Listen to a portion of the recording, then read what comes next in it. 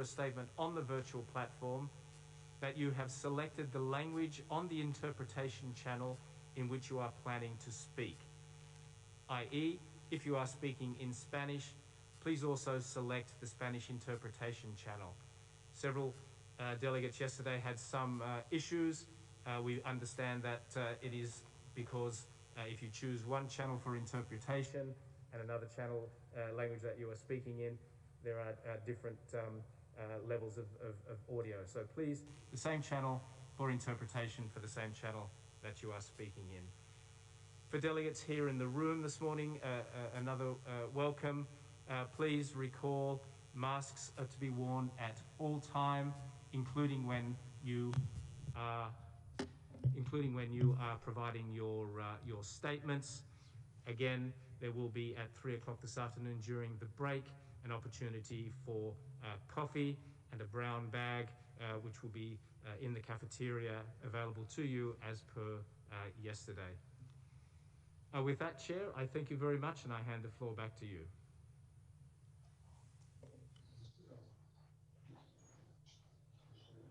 Thank you. I understand that the delegation of Myanmar has sent in a pre-recorded video relating to agenda item 3. Before opening agenda item 4, I would like to request that the Secretariat play the video.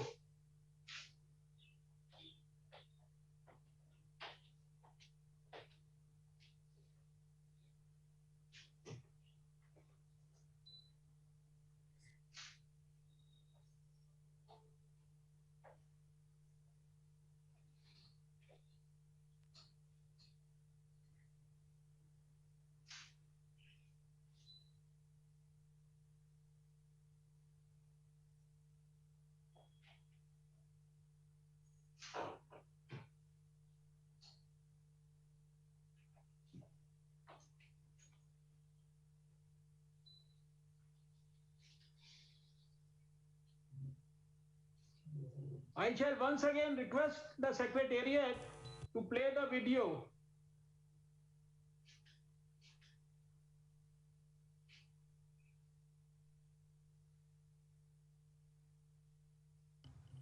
Your Excellency, Dr. Harsh Vadam, Chair of the Executive Board, we are just requiring to reboot the video. If you please bear with us for a moment, the video will be coming online. Thank you, sir.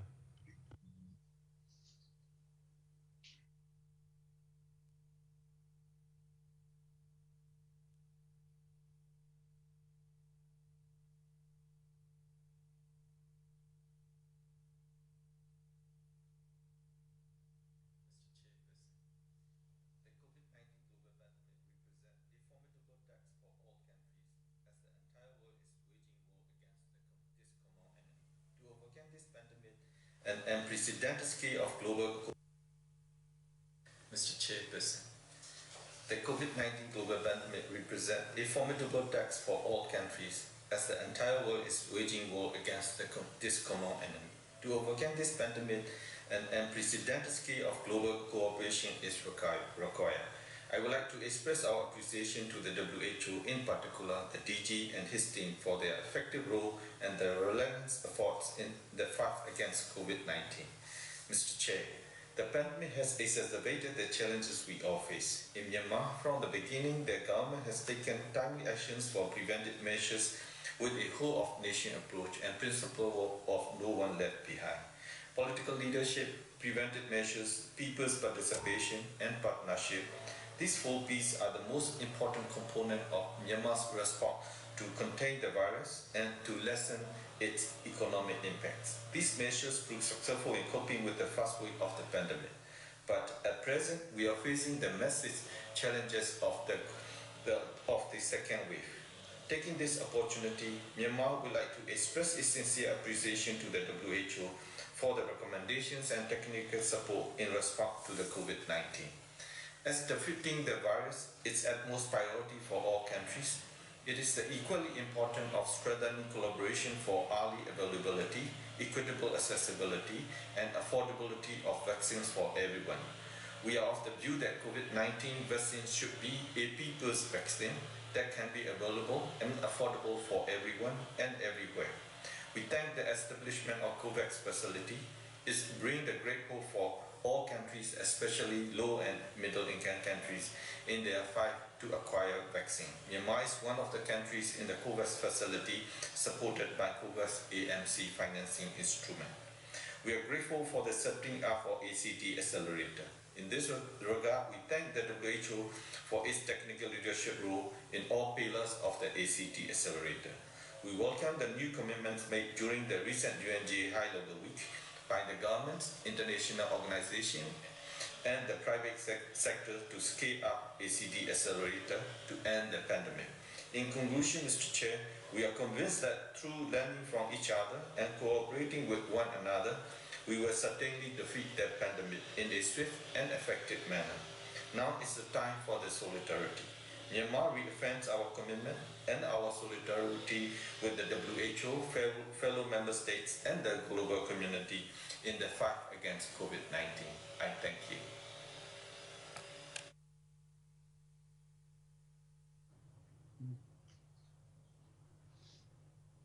Thank you. We shall now turn to agenda item 4. The background document for the discussion is EBSS/5/3.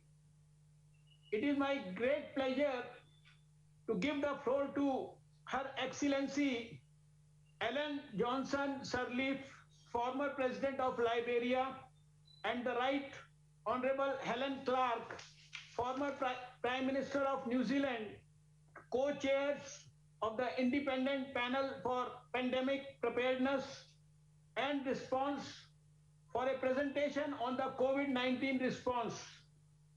Your Excellencies, you have the floor, please.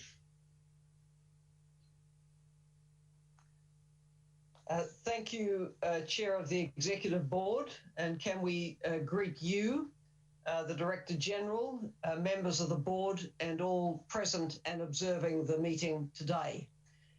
On behalf of President Sirleaf and myself, thank you for enabling us to present to you as the co-chairs of the Independent Panel for Pandemic Preparedness and Response.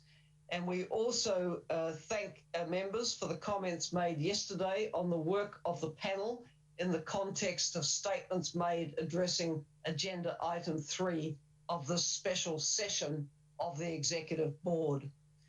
We present to you now while this devastating pandemic rolls on, having caused the deaths already of more than 1 million people around our world. Since our appointment as co-chairs in July, we've begun this important and complex task of leading the comprehensive, impartial and independent review asked for of the internationally coordinated health response to COVID-19, as set out in World Health Assembly Resolution 73.1. It is a daunting task we've been given, but we also see it as a unique opportunity not to be missed. We are all living with the consequences of a health crisis which affects all dimensions of life for just about every person on Earth. And many of us meeting here today will know personally of someone who has been impacted personally by the disease. Some may also have lost family members, colleagues, and or friends.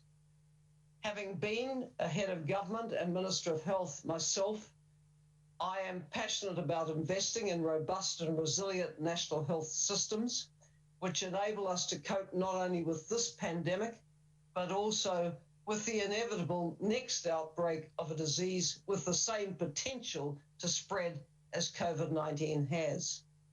As members of the WHO Executive Board, you all appreciate that we need health systems which focus not just on any specific pathogen, but systems which provide people with access to essential health services in general, that is, with universal health coverage. We must invest in health systems at large to enable people to lead healthier lives no matter where in the world they are. With those introductory comments, let me hand over to President Sirleaf who will now give an account of our panel's steps to date, including the determination of the terms of reference, the selection of panelists, and the establishment of the Secretariat. Thereafter, I will brief you on the first panel meeting, the development of our plans going forward, and our suggestions for how we can continue to engage with the Executive Board, member states, and the broader community concerned with global health and health security. For now, it is over to President Johnson Sirleaf. Thank you, Prime Minister Clark. Greetings to all of you from Monrovia, Liberia. Let me also greet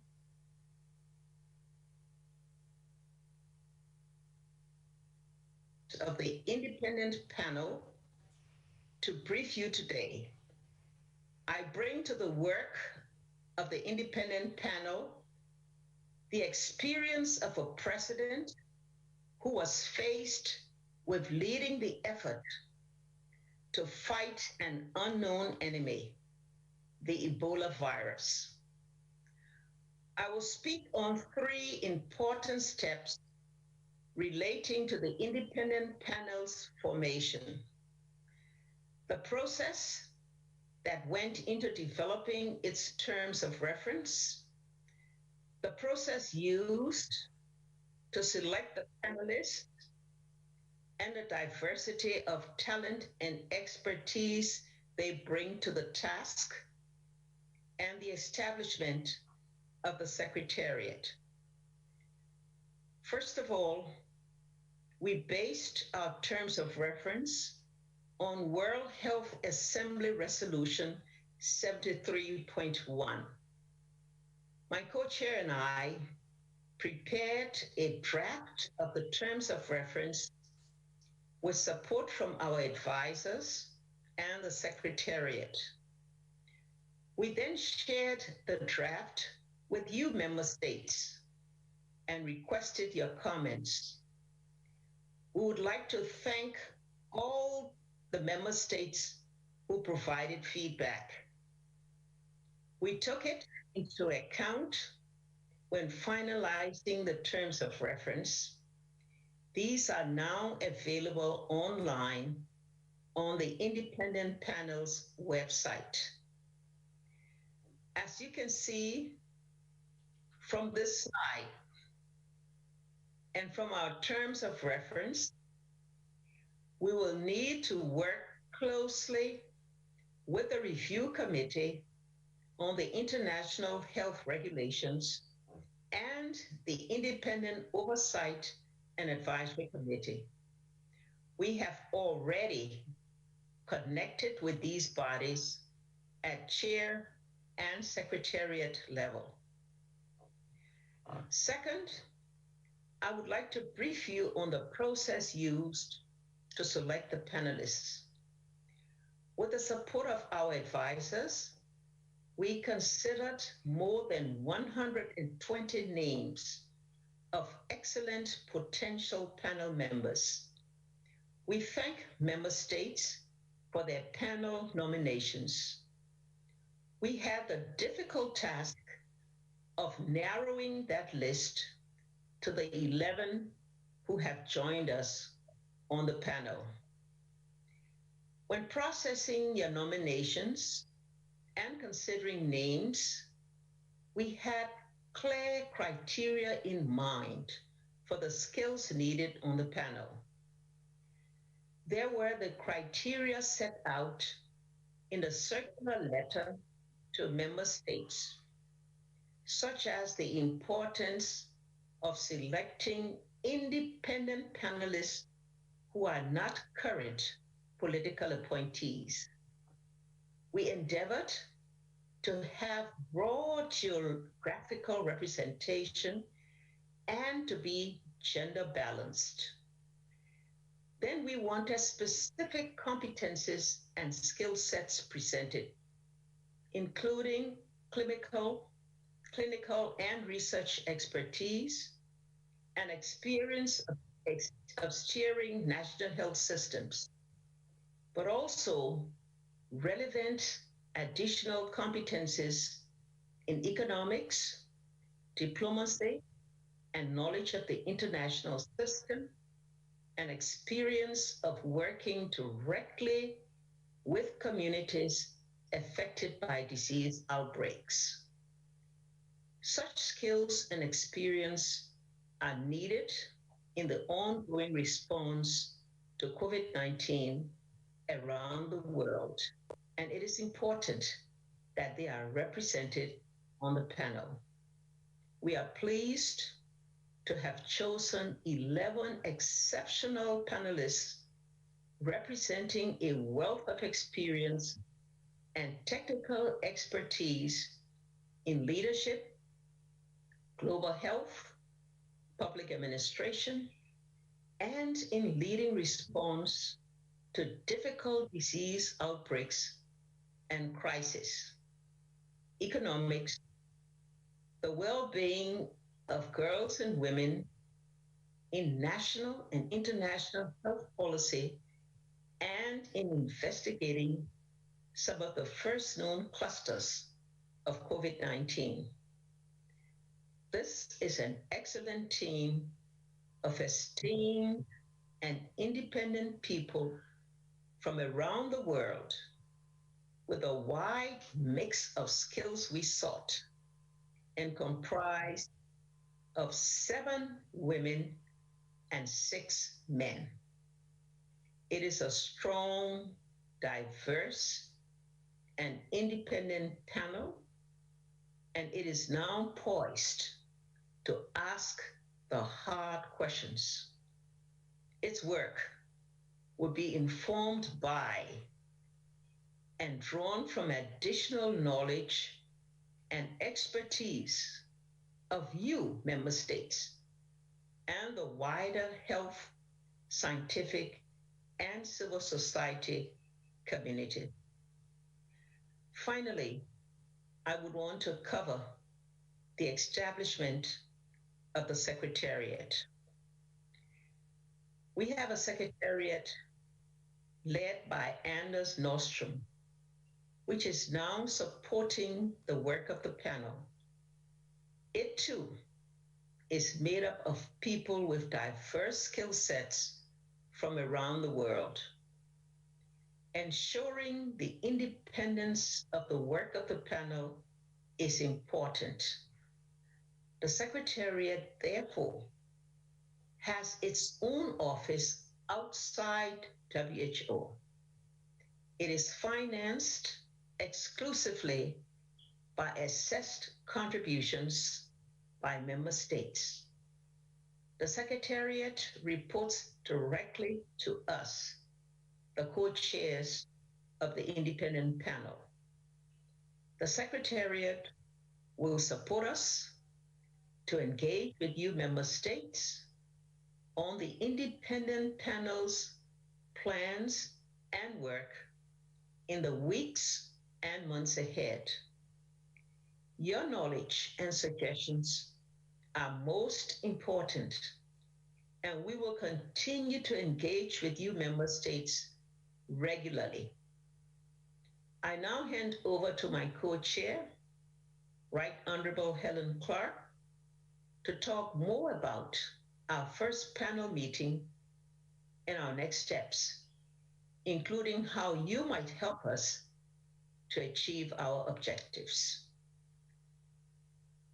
Thank you very much, President Sirleaf. Mr. Chairman and members of the board, let me now give an overview of the first panel meeting, which was held virtually on the 17th of September. All panel members attended, and we felt it was a very productive meeting. We first reflected on our experiences with the pandemic and how that informs our work as panelists. Panel members themselves shared their stories of how they and their families had been impacted, including by the death of family members. Each panelist said not only that they felt honoured to be part of this group, but also that they were deeply committed to reviewing the international response and making recommendations to help for the future. We concluded the meeting knowing that this panel as a group is approaching the complex task set out in Resolution 73.1 and the terms of reference in a very genuine and serious manner. The panel agreed that, as is set out in the terms of reference, we will focus on coming to an objective understanding of the key events which have led to the pandemic and where it stands today. And we will distill lessons learned from that, from which we will base our recommendations. The panel agrees that the recommendations we make should be practical and able to be implemented. These recommendations could help with course correction as the pandemic continues, whilst also contributing to better preparedness for the next potential pandemic. At this inaugural meeting, the panel agreed to focus on three main themes of inquiry: changing for the future, developing an analysis and a vision for a robust and strengthened international system equipped to support effective pandemic preparedness and response, reviewing the present, providing an analysis of the present response to the pandemic from its initial phase through to the present, including the global alerts, the spread, the country responses, and wider societal impacts. And then learning from the past, learning the lessons from previous outbreaks and pandemics to help understand why this COVID-19 has spread globally and had such an impact. We also wish to understand the characteristics of the response of the World Health Organization and of relevant institutional and national responses. As a panel, with the support of our advisors and secretariat, we've been busy structuring these themes into a detailed program of work, which we look forward to sharing with you shortly. At the first meeting, we also discussed our methods of work. We agreed to use a variety of research and information collection mechanisms, as you can see on the slide on the screen now. These will be guided throughout by high standards of rigor and objectivity, and by our panel's commitment to impartial truth seeking. We will be working collaboratively with parallel mechanisms, including with the Global Preparedness Monitoring Board, with the International Health Regulations Review Committee, and with the Independent Oversight and Advisory Committee. President Sirleaf has mentioned how we have already connected with each of these bodies, and our secretariat are in frequent contact. While we each have distinct responsibilities and mandates, we're keen to draw on each other's work and avoid duplication. You will see from the detailed slide on the screen that we've already begun to map out and analyze our respective scope of work, composition, and timelines. We will make this slide deck and a written copy of the remarks we're making to you today available on the independent panel's website after this presentation. We look forward to hearing from our colleagues from the International Health Regulations Review Committee and the IOAC immediately after our presentation here today. With regard to our timeline, the panel has agreed to meet approximately every 6 weeks. Each meeting will have a clear agenda and set of papers based on the program of work. And our next meeting is scheduled for the 20th and the 21st of October. We do look forward to sharing that meeting report with member states and with continuing to engage with you at the monthly briefings. We also look forward to reporting to the resumed 73rd World Health Assembly meeting next month before presenting to you again at the next Executive Board meeting in January. Throughout our process, we do wish to engage with and learn from you, the member states. We are committed to being open and transparent. You will have seen that we've already published the report of our first meeting and the background papers for it on the panel's website. Today, we are announcing that we are inviting member states to make submissions to the panel based on your experiences of the pandemic and the suggestions you have for moving forward from here. These contributions will be very important inputs to the panel's work. They will be made public in order to stimulate learning and knowledge sharing. More details about the call for submissions are on the independent panel's website. In due course, we will also provide information on processes for receiving input from other stakeholders and from the general public. We believe this is very important. To wrap up our presentation, President Sirleaf and I are very pleased with the level of engagement, quality, and diversity of our panelists, and with the outcomes of our first panel meeting. We look forward now to hearing from the chairs of the IHR Review Committee and the IOAC, and then to hearing feedback from you, members of the Executive Board. Thank you all for listening, and can I now hand the floor back to you, Mr. Chair.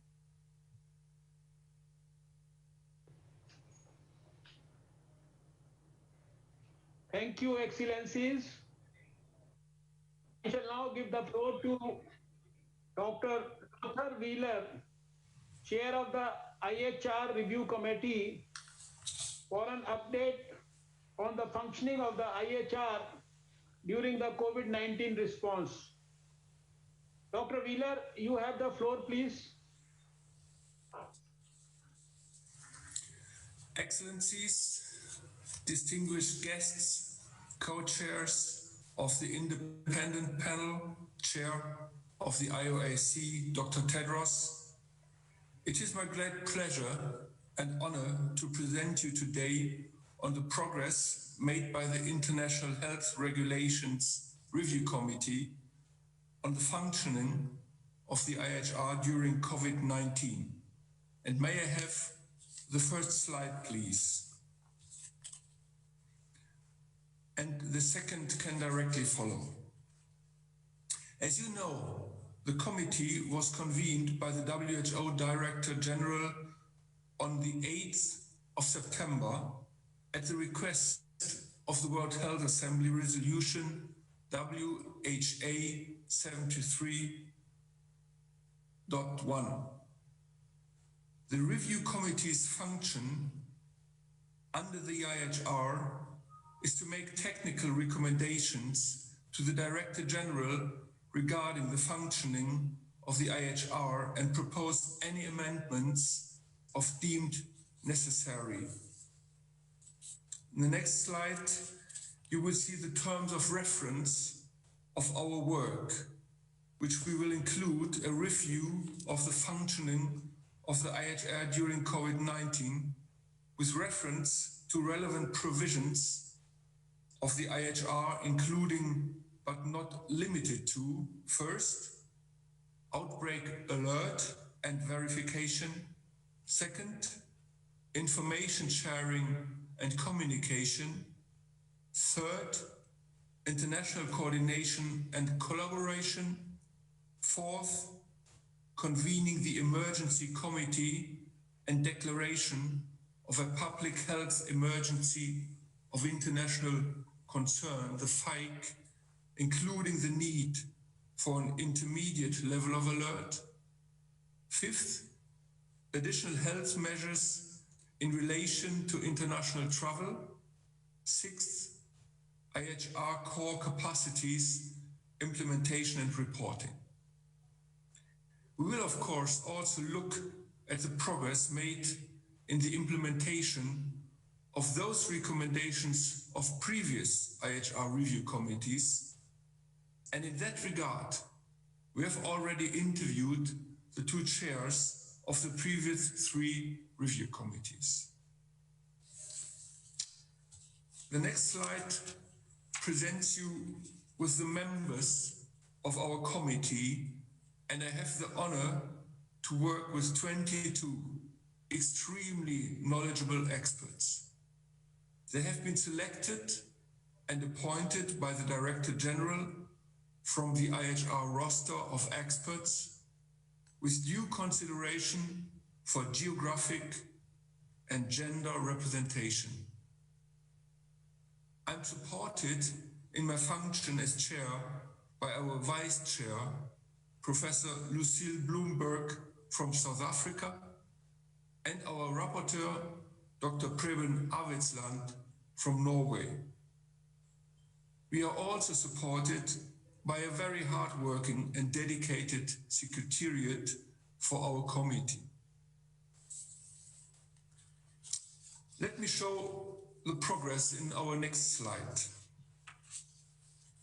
So far, we have met 4 times already in closed virtual meetings, once every week since the 8th of September, and will continue to meet weekly. We had one open meeting on the 9th of September, where more than 60 member states attended, as well as 5 UN agencies and 25 non-state actors. Tomorrow, we will have our second open meeting. Open meetings are planned by us monthly. During open meetings, but also through the Secretariat, member states are invited to provide input to the committee, and a number of them have done so already. We very much welcome and appreciate such inputs from member states, obviously. We started off with a long list of questions relating to the terms of reference. The committee members have now organized themselves in 3 subgroups to prioritize these questions and do the necessary analysis. The subgroups are also meeting weekly. At the moment, the focus on identifying additional documentation required and resource persons for interviews, as well as to review submissions from member states. We have so far received submissions from 7 member states. And I can only repeat, the inputs from member states are extremely useful for us. Actually, they are absolutely necessary. To do our work well, we need to understand your concerns and conduct our deliberations in light of what you think about the functioning of the IHR, as they are your legal instrument. The next slide gives you the 3 subgroups. They focus on preparedness, alert, and response. The slide shows the preliminary areas for consideration. We are at an early stage in our deliberations, so I cannot tell you any specific findings yet.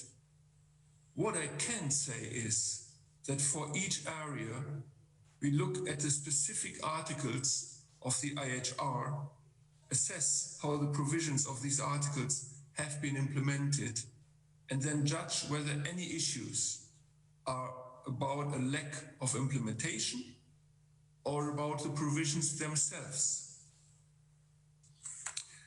Now let's turn to the second last slide.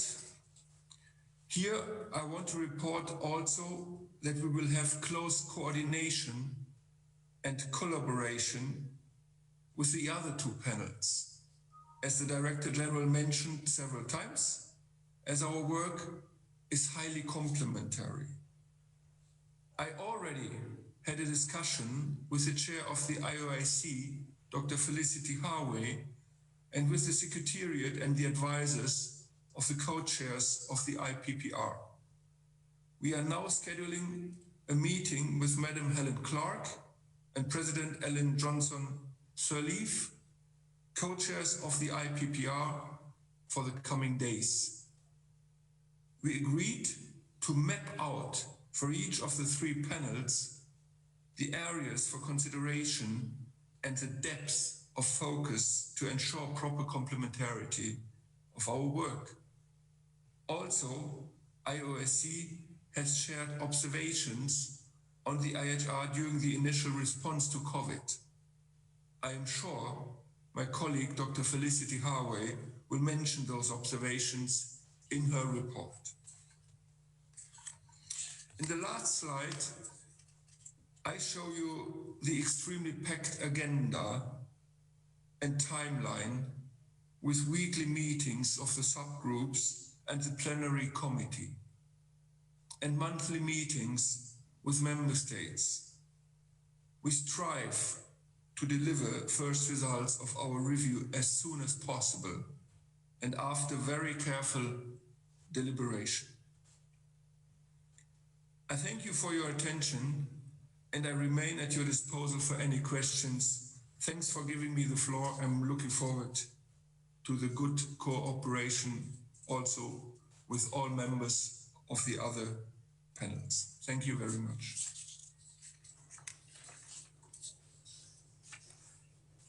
Thank you, Dr. Lothar.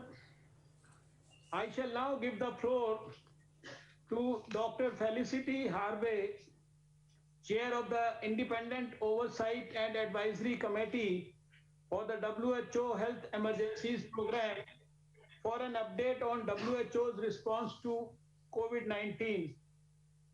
Dr. Harvey, you have the floor, please. Thank you, Mr. Chairman. Your Excellencies, honourable members, co-chairs of the independent panel, chair of the IHR review, and distinguished guests and colleagues, I thank you very much for the opportunity to present our committee and share some of the findings on WHO's response to COVID-19 that we published in our interim report on the occasion of the virtual WHO session on the 18th of May. I wonder if I could have the first slide, please. And then on to the next one. Thank you. As background, following the West African Ebola crisis, the WHO Secretariat was urged to undertake organisational-wide reform to strengthen its operational capacity to enable it to respond more effectively to outbreaks and emergencies. The Independent Oversight and Advisory Committee, IOAC, was established, as many will remember, in May 2016, at the same time as the WHO Health Emergency Programme was established, which was in line with WHO Decision 69-9 and was as a result of WHO's reform of its work on outbreaks and emergencies. WHO officially launched the Health Emergency Programme on the 1st of July 2016 to reposition WHO as a UN specialised agency with operational functions for managing health emergencies whilst maintaining its technical expertise. Next slide, please. Our terms of reference. We were created to provide independent scrutiny of WHO's implementation of the reform and its ongoing management of health emergencies. The purpose of IOAC is to oversee and monitor the performance of the WHO programme, guide the organisation's activities in health emergencies, and report its findings to the World Health Assembly. Our functions are, as it says on the slide, to assess the performance of the organisation's emergency work in preparedness, prevention, detection and response, to assess the performance of the WHE's programme's key functions in all emergencies, including graded emergencies and infectious disease outbreaks, to review the adequacy of the WHE's financing and resourcing, to prepare reports on our activities containing our conclusions and recommendations, which we then submit to the World Health Assembly. We also provide advice to the Director General on issues within our mandate, and these terms of reference are published. Next slide. The IOAC is comprised of up to 8 members who have proven experience in senior positions in the areas covered by the scope of the committee. For example, public health, infectious disease, public administration in government, humanitarian crisis emergency management, community engagement, partnerships and development. IOAC has been functioning since May 2016, and it originally comprised 8 members appointed by the former Director General, Dr. Margaret Chan. And currently we have 6 active members, as you can see from the slide, with 2 additional members who we hope will join soon. The current membership was announced during the 71st World Health Assembly in May 2018, and at the completion of our 2-year term of office in May 2020, Dr. Tedros invited IOC members to serve the committee for a 3rd term until May 2022. Importantly, we serve in a personal capacity. We don't seek nor accept instructions from any government or any authority, either external to or within WHO, and we exercise our responsibilities with full regard to the paramount importance of independence. Next slide, please. We use a combination of working methods: teleconferences, in-person meetings, field visits, which we feel are very important, desk reviews, surveys, and interviews with member states, partners, donors, NGOs, and other key stakeholders. And since May 2016, we've held 25 statutory meetings, numerous ad hoc interviews and consultations by phone and video conference, surveys with the heads of WHO country offices and partners on the ground, and we've carried out field visits to Bangladesh, Colombia, the Democratic Republic of Congo, Iraq, Mali, Pakistan, Turkey, Uganda, and Vietnam. At the establishment of the committee in 2016, we developed a monitoring framework as a tool to assess the WHE programme and to track progress against the milestones laid out in document A6930, which was the Director General's report to the 69th World Health Assembly on reform of WHO's health emergency management. Over time, IOC has updated the monitoring framework with new areas and indicators as the programme has evolved. For the first term of office from May 2016 to 18, IOC assessed whether the reform of WHO's work in health emergency management was on track, with a focus on 8 thematic areas: structure, human resources, incident management, risk assessment, business processes, partnerships, finance, and, very importantly, international health regulations. In the light of WHE's demonstrated progress and the launch of GPW 13, IOC revised the monitoring framework and will focus on the transformation agenda, the WHO Secretariat's work to support countries in strengthening their IHR core capacities, and selected thematic areas that need to be kept under review in our future work programme. Next slide, please. IOC's findings and observations have been presented to WHO's governing bodies through 7 reports. During 2016 to 19, we conducted the 10 field missions I referred to, and I would like to take this opportunity to thank Bangladesh, Colombia, DRC, Iraq, Mali, Nigeria, Pakistan, Turkey, Uganda, and Vietnam for accommodating the IOC field missions in their countries. Very many thanks. And all our mission reports are published on the website. IOC was commissioned by the GPMB, the Global Preparedness Monitoring Board, last year to review the Ebola response in DRC. And in May last year, we published this. The committee also undertook a special project during February and March 2019 to provide advice in relation to promoting diversity within WHO Health Emergency Programme and to review issues that were impacting on staff morale and impeding the programme from performing optimally. The mandate of IOC is to oversee the WHO programme and advise the Director General on relevant issues. And in keeping with this mandate, we submitted an interim report to Dr. Tedros with our preliminary findings on WHO's response to COVID-19 between January and April 2020. All meeting reports and the matrix for tracking progress have been published on our website. Next slide, please. I would now like to present to you some of the interim findings that we had from April up to April of 2020. I'd like to emphasise that this interim report, which is published, is not a comprehensive assessment of the COVID-19 response, but it is a compilation of observations of how the structures and processes established by WHO through the WHE programme and related mechanisms functioned between January and April 2020 in the context of the COVID-19 response.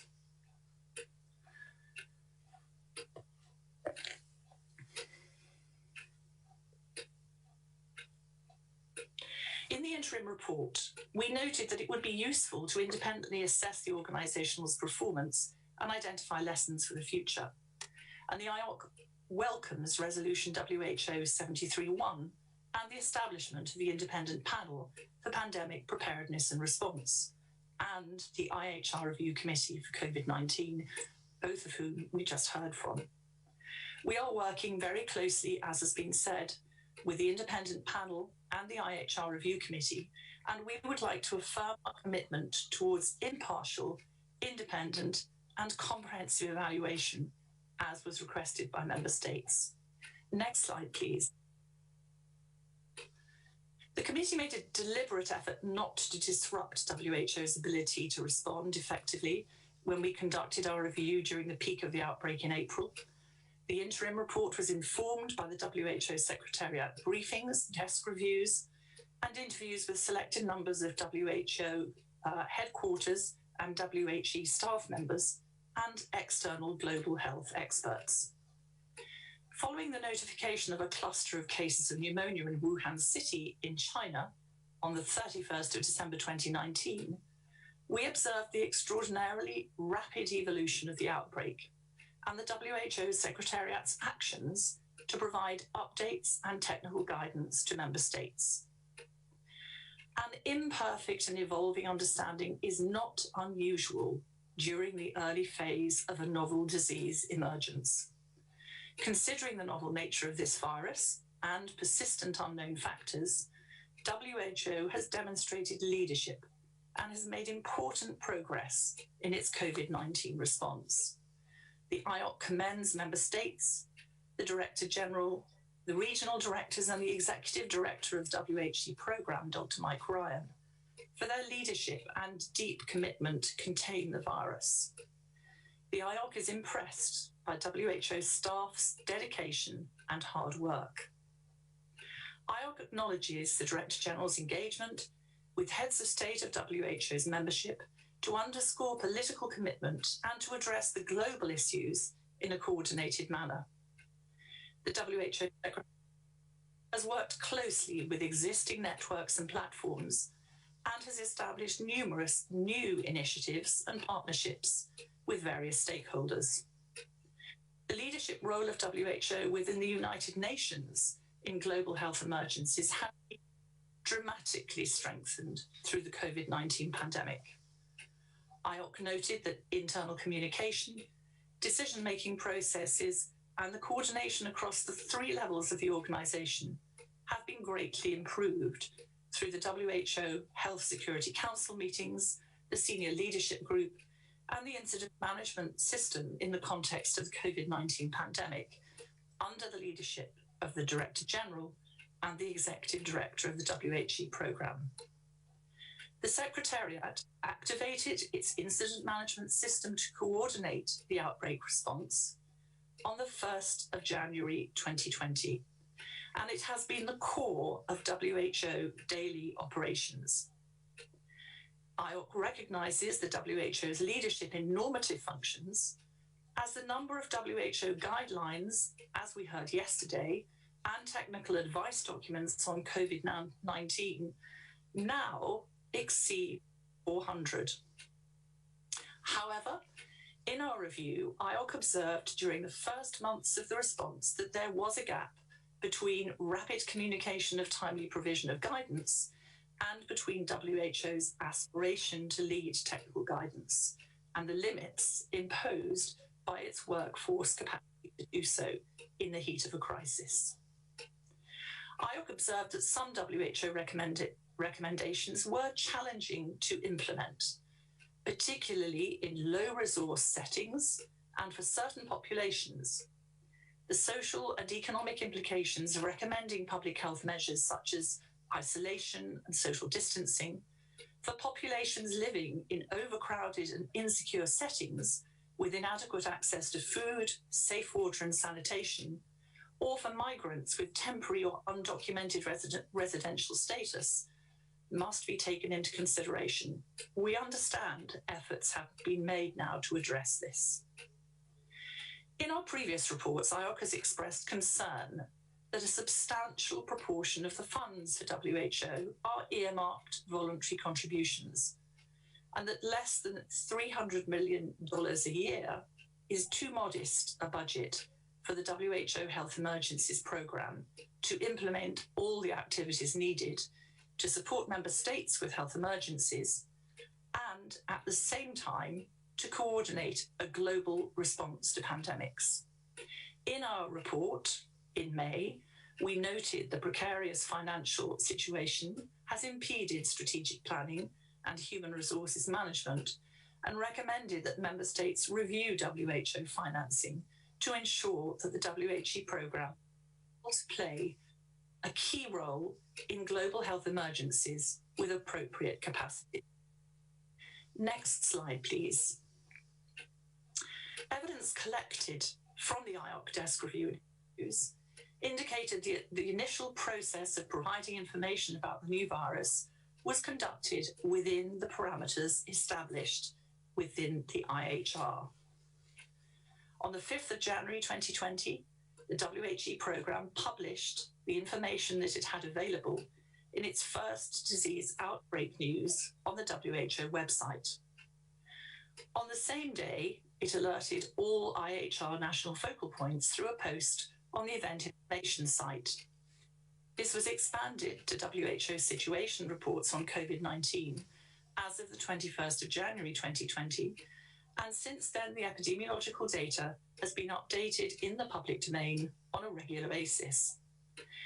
The WHO Secretariat issued its first travel advice on the 10th of January 2020 and made updated recommendations regarding travel.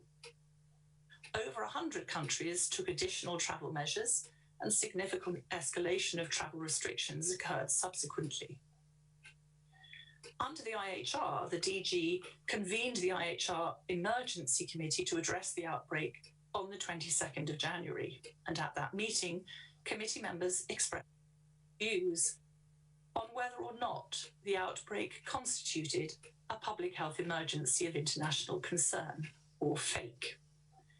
WHO declared the event a FAIC on the 30th of January 2020 at the second Emergency Committee meeting. The urgency with which member states took action based on the FAIC varied both in terms of the timing and the comprehensiveness of public health measures in response to COVID-19. This raises questions about whether member states view a FAIC declaration as a sufficiently clear trigger. The IOAC notes that the design of the FAIC is very broad and very much welcomes the IHR Review Committee looking into this and other issues. Inputs that the IOAC received suggest that the overall level of COVID-19 data reporting by member states under the IHR needs further improvement in terms of speed, consistency and completeness. The IOAC observed that the quality of country reports varied, making it difficult for the WHO Secretariat to conduct comparable analyses of outbreak and readiness patterns across the multiple countries. The interim report recommended that the WHO Secretariat further streamline the reporting process and support countries in strengthening capacity to report on the information required under IOAC. In our previous reports, we noted the voluntary JEE tool and National Action Plan development could be useful for identifying gaps, but that their impact on strengthening IHR core capacities was still unclear. IOAC saw no clear relation between JEE scores and country preparedness.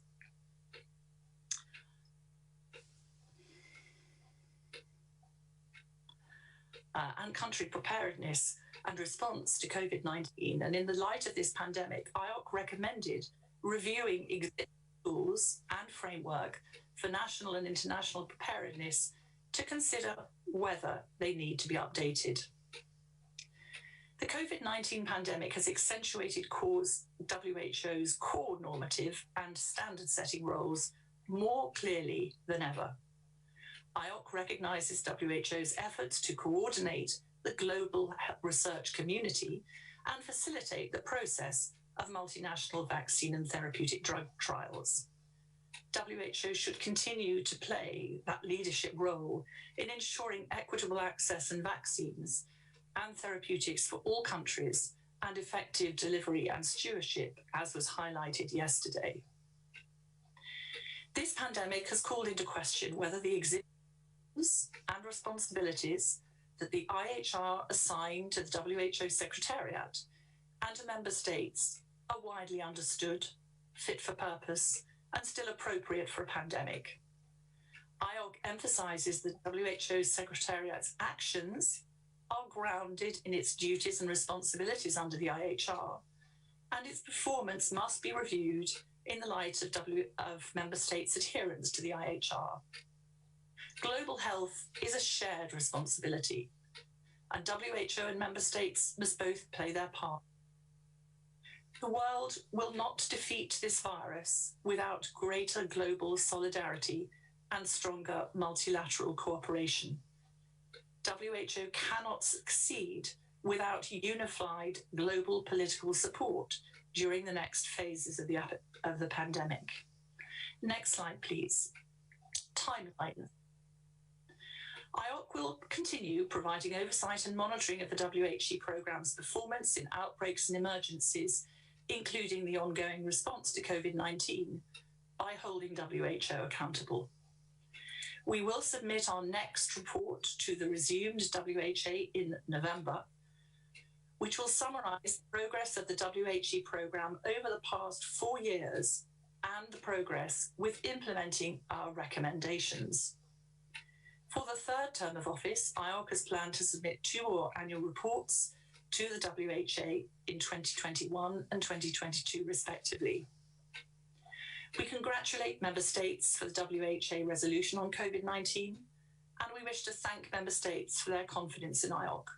We very much welcome the establishment of the independent panel and the IHR review committee for COVID-19, and has already been noted by the co-chairs, Her Excellency Ellen Johnson-Sirleaf and the Right Honourable Helen Clark and Professor Lothar Wieler. We are fully committed to working together to implement this resolution and indeed have already started to do so. I thank you.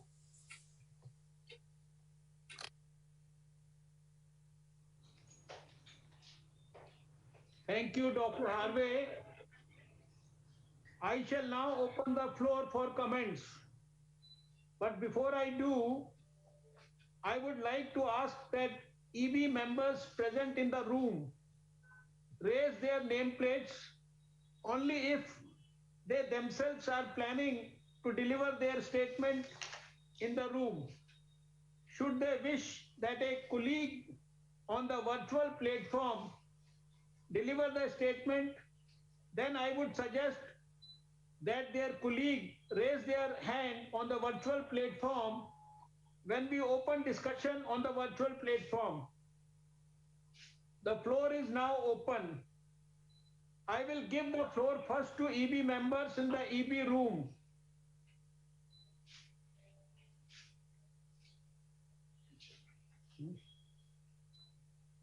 I shall now give the floor to Germany. Germany, you can have the floor, please. Thank you, Chair. Mr. Chair, Director General, Excellencies, colleagues. I speak on behalf of the EU and its member states. The candidate countries of the Republic of North Macedonia, Montenegro and Albania, as well as the Republic of Moldova align themselves with this statement. The EU welcomes the opportunity for an exchange on the work of the independent panel on pandemic preparedness and response. We have very high expectations in terms of its impartiality, independence, and comprehensiveness, and highest quality possible. We thank the two co-chairs of the IPPR for their update. We also thank you, DG, for convening a review committee on the functioning of the international health regulations and for your collaboration with the Independent Oversight Advisory Committee. We look forward to all of these bodies working together to inform our future decision-making. And thanks for the light. In this sense, the evaluations should enable us to draw lessons from a pandemic for which we all should have been better prepared. The evaluations should also provide the international community with suggestions to improve the work of WHO and our collective preparedness and response under health emergencies. It will then be our responsibility as member states to guide the WHO Secretariat to translate the group's findings into concrete policy actions and to thus effectively and sustainably strengthen the global health architecture. Some of the EU member states have already submitted and will continue to do so elements to feed the reflections of these various groups. For example, we also support considering the long-standing idea of creating an intermediate level of alert. But we need the expertise of the Secretariat and of the evaluation groups regarding its definition, the consequences that will be attached to its activation, and the possible process for its implementation. We look forward to discussing ideas such as increased accountability of member states on preparedness, for example, through the establishment of a periodic review mechanism as proposed by the African Union and/or strengthening WHO's prerogatives in terms of access to information. Emphasis must also be placed on development of proper and unified health data collection at all levels. Finally, we support the strengthening of tripartite cooperation between the WHO, the FAO, and OIE to foster the One Health approach. Ladies and gentlemen, independent members of the various evaluation groups, the EU appeals to you. In your evaluations, do not be afraid to tell uncomfortable truths. In your recommendations, do not be afraid to challenge all us member states, to question current modes of operation, and to show boldness and vision.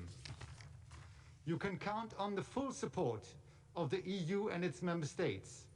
In return, we are counting on you to keep member states regularly informed of the progress of your work. Thank you very much.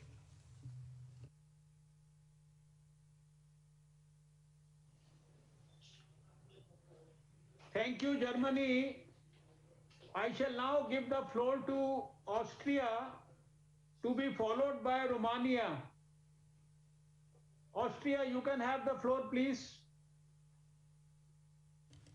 Thank you, Chair. Austria aligns itself, of course, with the statement of the European Union, its member states, and also thanks all of the chairs of the panel and the committees for their valuable reports, especially the interim report of WHO Response to COVID-19. The outcomes of the IPPR's assessment and the IHR review committee are essential for the future work of a strong WHO. Therefore, member states need to continue to play an active role in this process of the WHO reform, as a statement by the European Union already echoed. I mean, the EB has to be active in guiding through this difficult task of the IPPR and the findings of the different committees. Concerning the independent multisectoral pan-European Commission for Health and Sustainable Development under the leadership of Mario Monti, which was jointly set up by Dr. Kluge and Dr. Tedros, it is of interest what the panel's general position towards the Monti Commission is. Does the EPPR intend to draw lessons from its finding for the global level? But I want to draw your attention to some exemplary and practical key questions in the response toward COVID-19, which have to be looked into carefully and without any restraints. And I do see already first points mentioned by our presenters today. We all, from WHO upwards to the national, regional, and local governments, we all acted within a certain paradigm based on very little evidence about the virus, the pathogenity, the transmissibility, and the lethal effects on individuals. Therefore, in the beginning, some of us made severe mistakes in early diagnosing, testing, and treatment. For example, we learned very, very quickly that hospitals turned into super spreading locations because even patients with mild conditions were treated there. A mistake with severe consequences. We also learned very quickly that the biggest threat to become sick is age, high age. The mortality and lethality in this risk group is tremendous. And we also learned very quickly to distinguish between symptomatic and asymptomatic cases with respected consequences. But I would like to draw to you another attention. In terms of the rule of law and the core values of human rights regarding certain liberties, we have to examine if many of the measures of lockdowns, national and international restrictions of free movement of people and goods, and others are in any means proportional to the epidemic development. We have to look without restraints in the global reaction toward the pandemic was in any way meaningful if you look at the numbers of excess mortality or other collateral harm caused by the postponement of treatments, the mental and the physical impact. Let me be clear. Everyone responded with best faith and intention. We worked within our crisis paradigms. There is no need to look after someone's guilty or wrongdoing.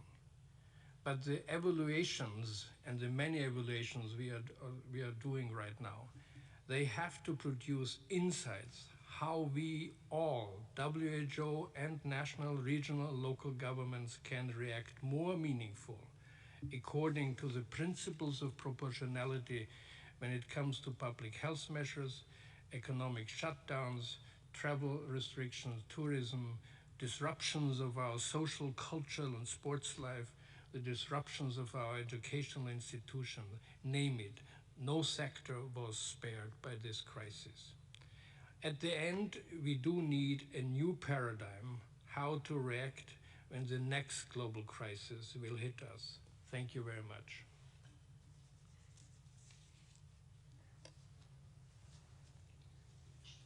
Thank you, Austria.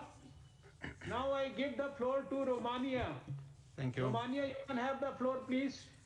Thank you, Chair, Director General, Excellencies, dear colleagues, ladies and gentlemen. As expected, Romania fully aligns itself to the UN and member states statement delivered by Germany. We want to thank for the update from the co-chairs of the independent panel for pandemic preparedness and response. It was very useful, and I think that building trust and transparency will strengthen the position of WHO as the leading agency in fighting SARS-CoV-2 pandemic. Romania as EB member fully support the activity of IPPR in order to give expected answers and solutions to improve executive activities delivered by WHO to all member states. Thank you very much.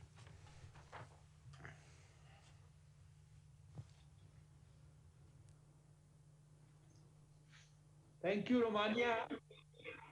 Now I would like to request that the Secretariat moderate the discussion, continuing first with EB members on the virtual platform.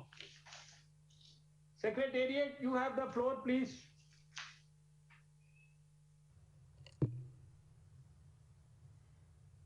Thank you very much, Mr. Chair, Dr. Harsh Vardhan. We shall now proceed with those wishing to make statements via the Zoom platform, those with their hands raised. First, we would wish to recognise the Republic of Korea, to be followed by Australia and then Singapore. Ambassador Lim, you have the floor.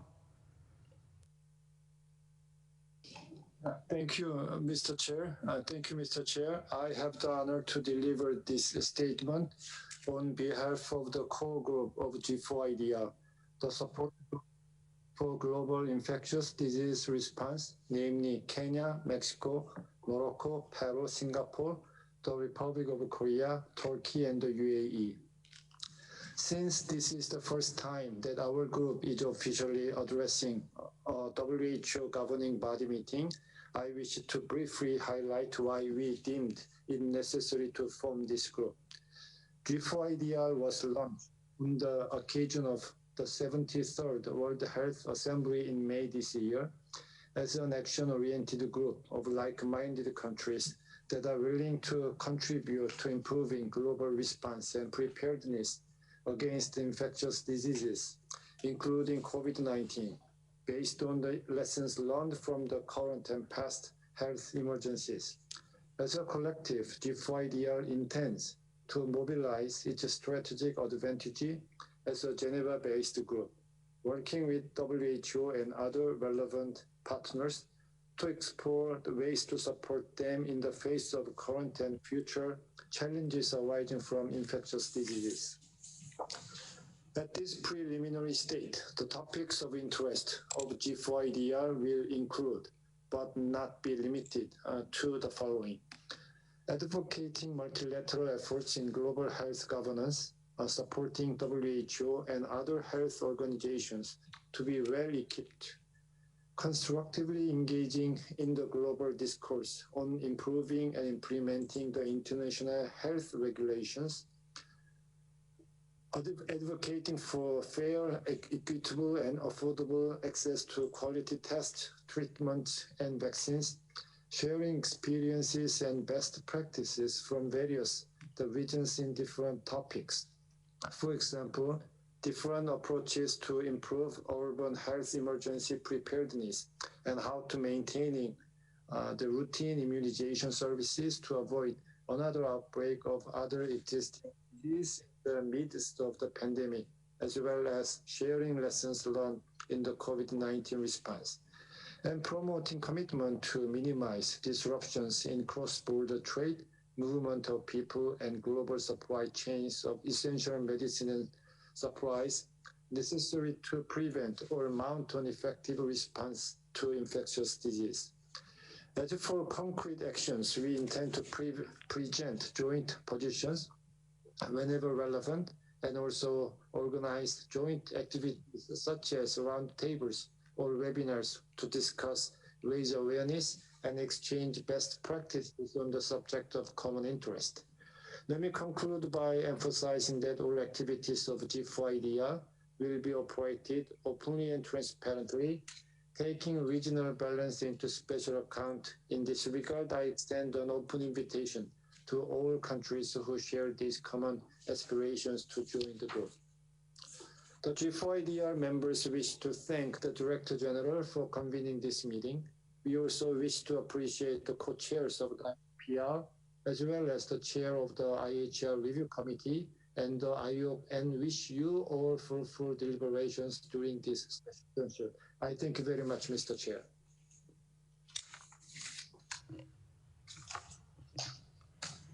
Thank you, Ambassador Lim from the Republic of Korea. I shall now invite Australia to take the floor. Thank you.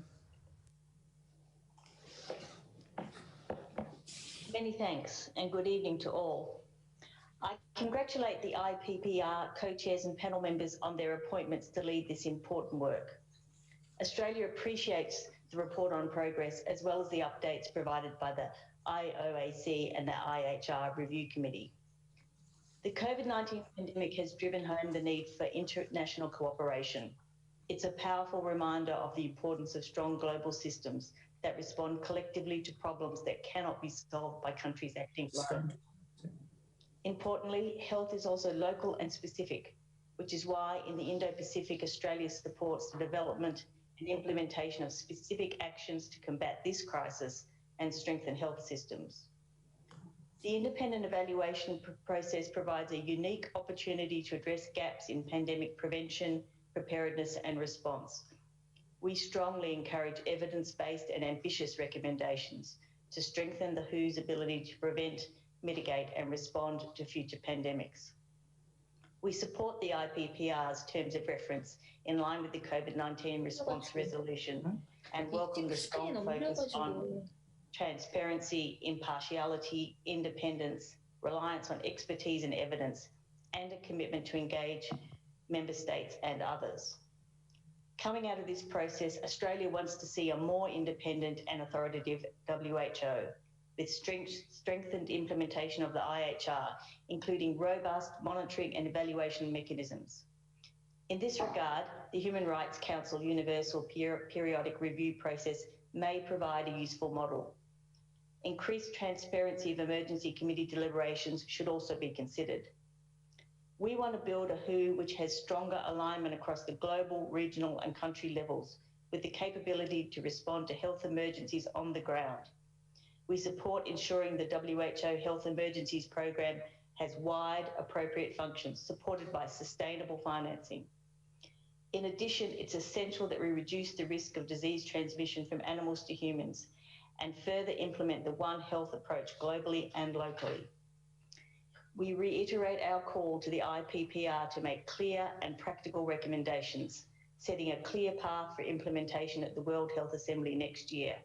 And we encourage close engagement with WHO's member states in the evaluation process. We are heartened by the co-chair's presentation in this regard. We welcome further consideration of how the Executive Board can engage more strategically in the review process. A number of valuable proposals and contributions have already been shared, and we look forward to discussing how to progress these, especially in areas where action can begin now. Looking ahead, we believe that the Executive Board has a critical role to play in shaping and driving implementation of the evaluation findings. Australia stands ready to assist this work and to contribute to all and any opportunities for exchange and dialogue. We are also ready to provide national input, including a submission as was invited tonight. This will be informed by our domestic experience and lessons learned. Thank you.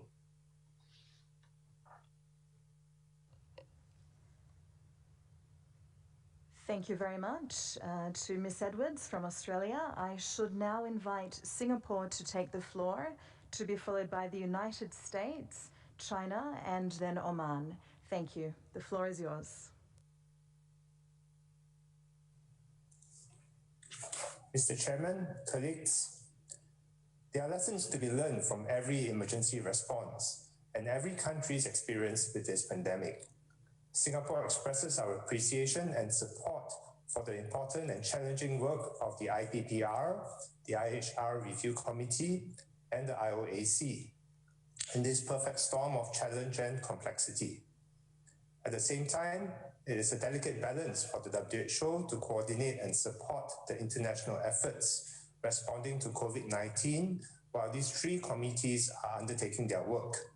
We appreciate the DG's assurance that WHO would be an open book to support the various committees' work. On the IPPR, Singapore agrees that its focus should be on finding the facts, making recommendations for the ongoing pandemic, and laying the foundations to strengthen global preparedness for the next pandemic. The inquiry's primary focus ought to be on the WHO, but should also include the role of other partners, stakeholders, as well as member states. We are all part of the international health response to COVID-19. We wish the distinguished co-chairs and IPPR members success in their work, and Singapore stands ready to support their mandate.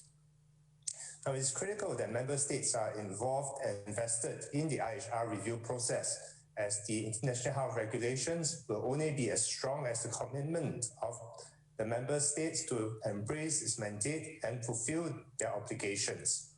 We note that the IHR Review Committee is actively seeking inputs in its open meetings, and this is welcome. Singapore will provide our inputs. For the IOAC's interim report, we agree that it may be opportune to reassess the role of the WHO in issuing travel advisories during a pandemic, given that any mandate to or not to do so needs to have the buy-in of WHO member states. Now, as a core member of the G4IDR, the Support Group for Infectious Disease Response, Singapore shares the commitment to work with the WHO and member states for a safer world, where our collective interest lies in improving the global capacity to prevent, respond to, and overcome pandemics. Thank you.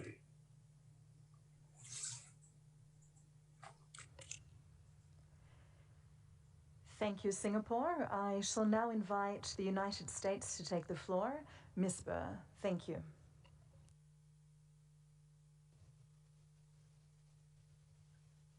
Honorable Minister, fellow members of the Executive Board, WHO members of the World Health adopted Resolution WHA 3.1, calling for a, quote, stepwise process of independent and comprehensive evaluation, including using mechanisms appropriate to review gained and lessons learned coordinated health response.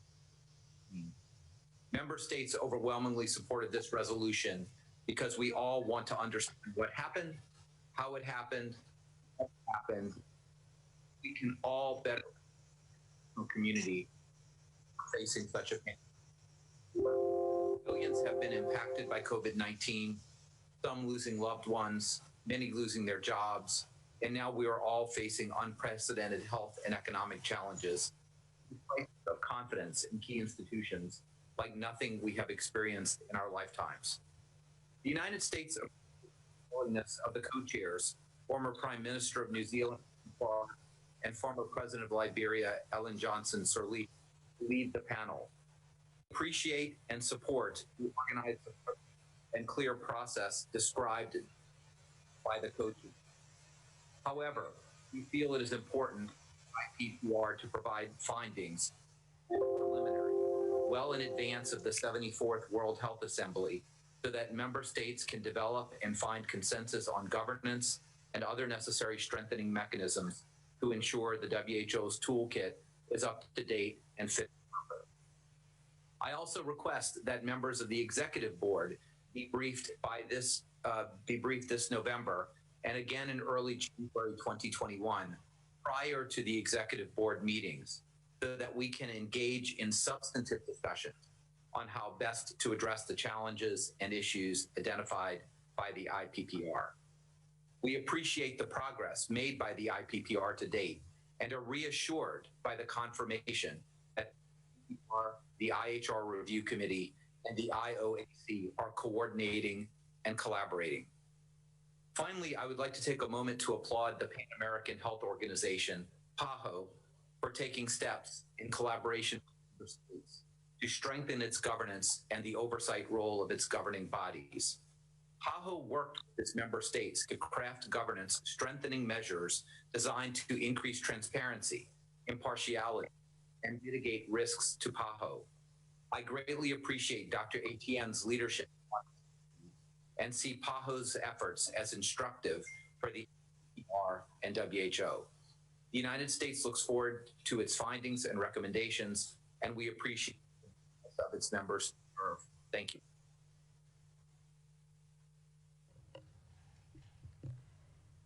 Thank you very much to Admiral Goria from the United States. I shall now invite China to take the floor. Thank you.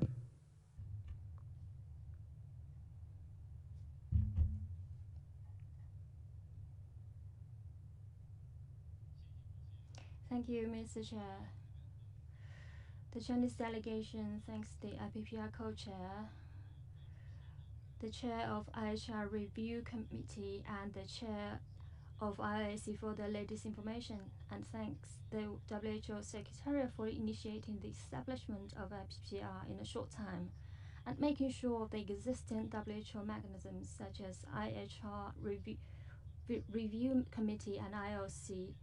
China has taken note of the personal position, job responsibility as work plan issued by the IPPR co-chair and appreciates the open and transparent work and appreciates the IPPR co-chairs still give full consideration to the principles of professional fields, geographic areas, and gender balance as much as possible despite the limited number of members.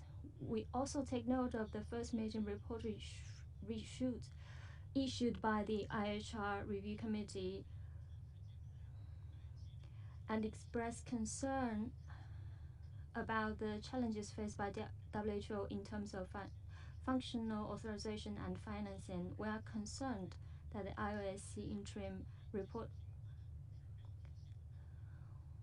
We hope that the Secretariat can further improve the index system and methods for evaluating the core competence so that the international community can take more targeted measures to further support countries with weak health systems to improve their ability. China calls on IPPR, IHR, and IOAC to further enhance transparency, inform member states of their work in a timely manner, and use the platforms to enhance interaction with member states and to inform them with reports that's reliable and convincing. Thank you very much. Thank you very much, China. And I shall now call upon Oman to be followed by Tonga, the United Kingdom, and then to India. Thank you.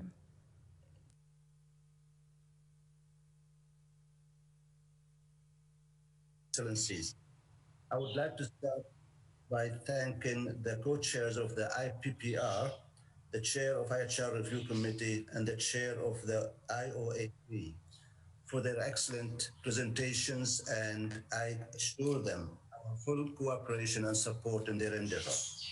The Sultanate of Oman would like to make a joint statement together with Botswana, Nepal, and Switzerland on behalf of the Coalition for a Universal Health Protection Architecture.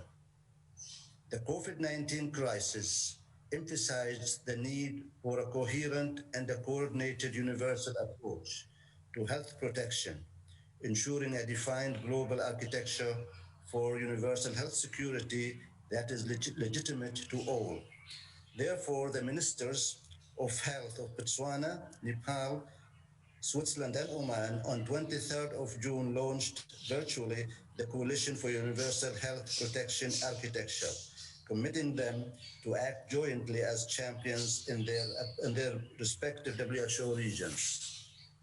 The coalition aims to support the WHO leadership in its leadership role and to reaffirm the importance of multilateral cooperation and engagement towards the universal health protection architecture. As coordinated approach are particularly important at times of crisis, and multilateralism is at the heart of this common endeavor.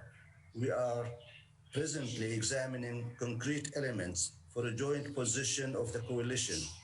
We hope that our work can support in the future ongoing efforts and evaluation process by the IPPR, the IHR Review Committee, and the IOAC. Thank you very much.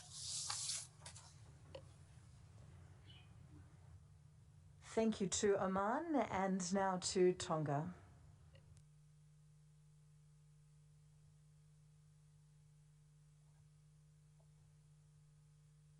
Honorable Chair, WHO Director General, Your Excellencies, on behalf of the Kingdom of Tonga, I would like to make this intervention. First of all, I would like to commend the high quality work that has been reported by the chairs of the three committees. I understand the diverse and rich and very comprehensive presentation and approach that has been taken.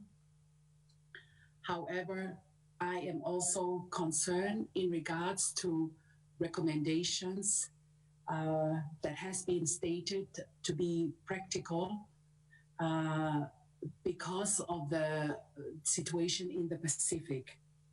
In that, I am considering the micro population of the Pacific and very weak healthcare system. I understand that the recommendations to be made will be an approach at the global stage that will appear to be a one-size-fits-all, but judgment on the ground during this pandemic have been very, very critical given the micro population of the Pacific. Some of the Pacific Islands are only of 10,000s and 100,000s. And I have stated in the past of the risk of eradication of a generation or eradication of a nation if the Pacific is not very quick to responding to the pandemic. So therefore, for me, it is very important that I propose inclusiveness of the Pacific into this committee to bring the perspective on the ground on a very weak healthcare system so that there is reach and complexity and relevancy of the recommendation from this review committee so that it can be practical on the ground on very low and very weak healthcare system. We understand that 14 of the countries and territories in the Pacific are still COVID-19 free. So therefore, there is value in this perspective for the global community. So I would encourage that we will engage the Pacific into the future, into committees to bring those very rich perspectives. I thank you very much, Honorable Chair.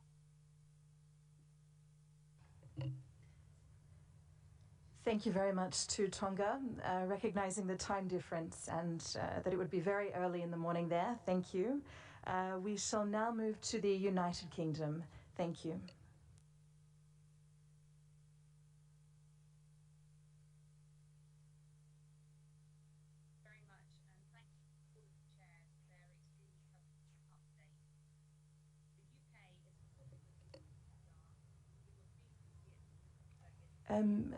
Apologies, United Kingdom. The sound does appear to be very weak.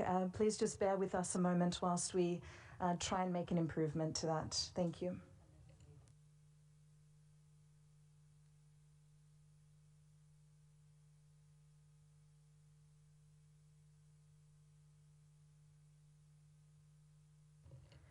May we kindly ask that you would commence the statement once again, and we hope that the sound might be better. Thank you.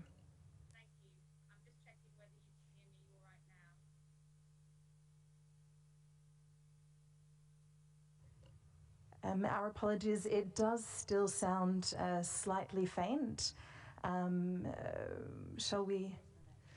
May we propose that we would move to the next speaker, whom would be India, and then we can try and come back to you. Should that be fine? Thank you. Thank you very much. We would now give the floor to India. The floor is yours. Thank you. The Director General for appointing the co-chairs of the Independent Panel for Pandemic Preparedness and Response, IPPR.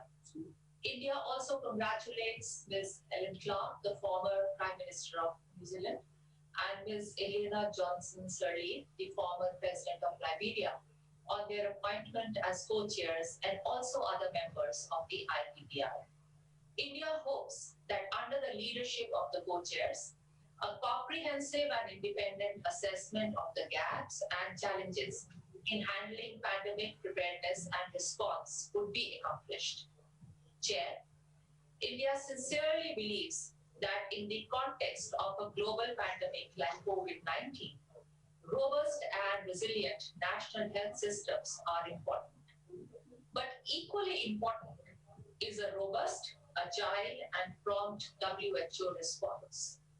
It is in this context that we feel that the independent panel has been entrusted with an important and complex task. This presents the panel with a unique opportunity to usher in far-reaching and creative reforms. Such reforms would eventually enhance the operational efficiency of pandemic response.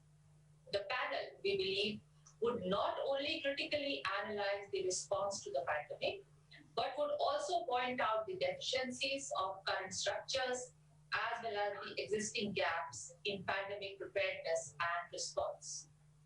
The Government of India is signatory to the International Health Regulation 2005. India updates contact information with respect to the IHR regularly. India is investing on a sustained basis to build and strengthen IHR core capacities. Chair, we note with satisfaction that the Independent Oversight and Advisory Committee for WHO Health Emergencies Program has not only submitted multiple reports, but has also conducted multiple field missions. We would be eager to know the specific follow-up actions initiated by WHO headquarters on the interim report on WHO's response to COVID-19 by IOAC. India is working towards strengthening a One Health approach in its national programs through implementation of intersectoral coordination between related departments like health, agriculture, animal husbandry, etc. I thank you again, Honorable Chair.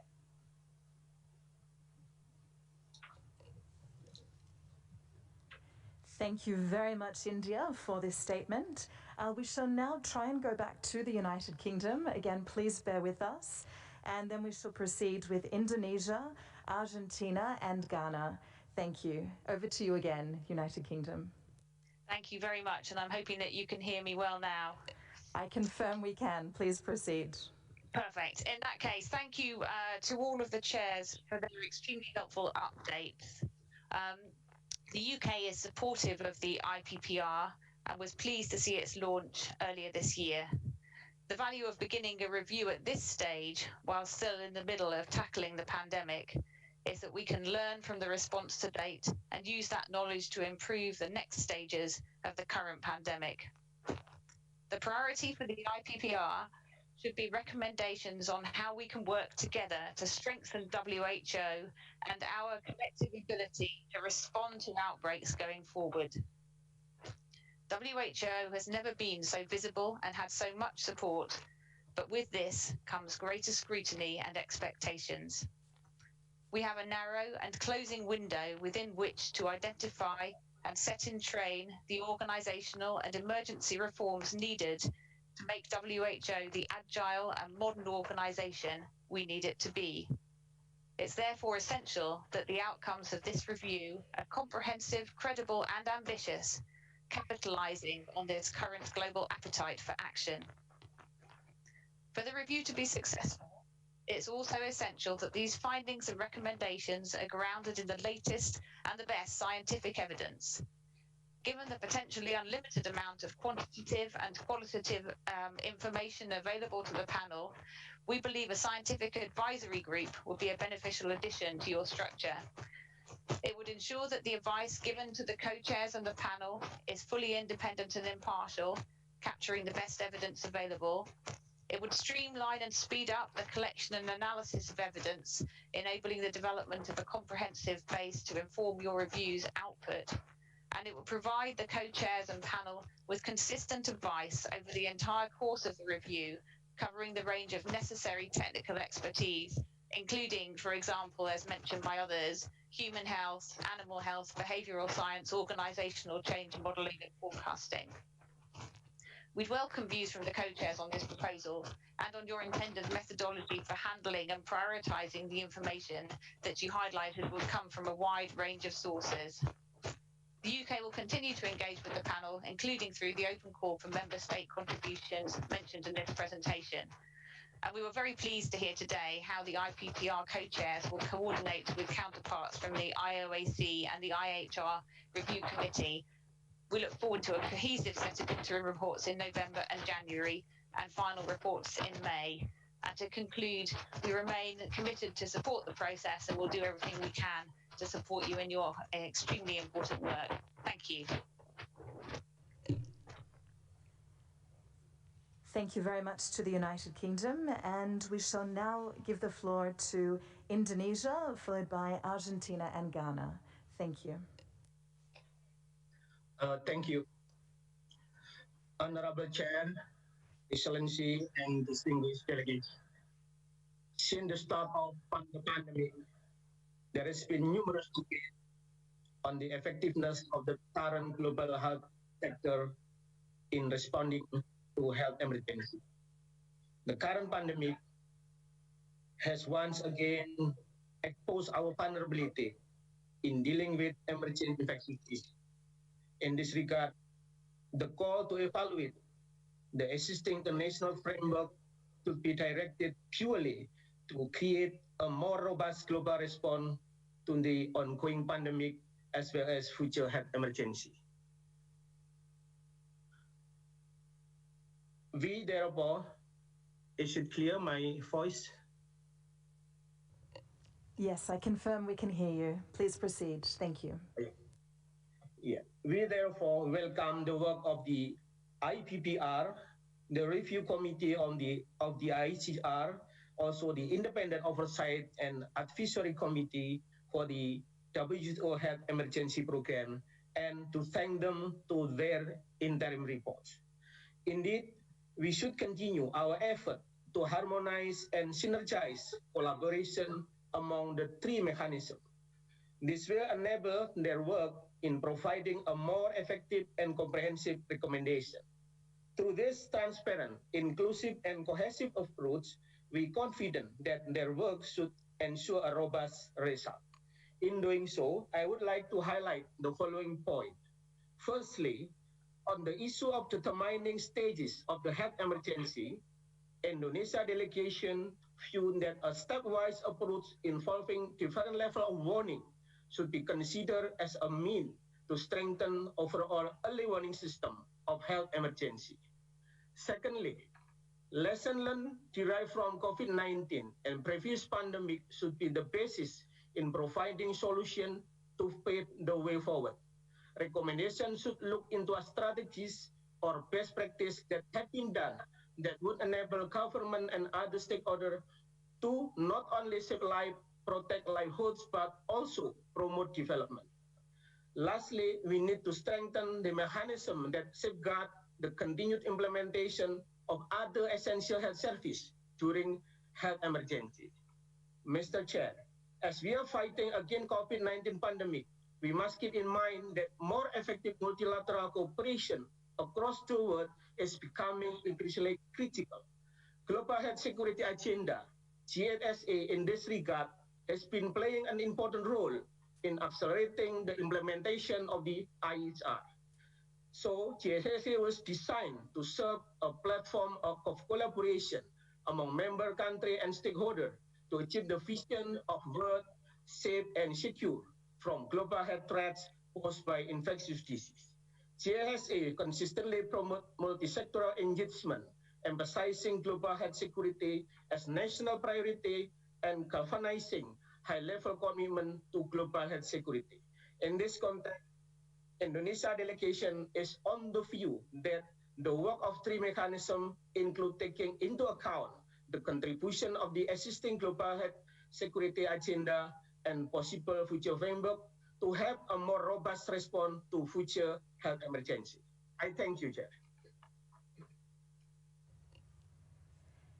Thank you, Indonesia. And now to Argentina.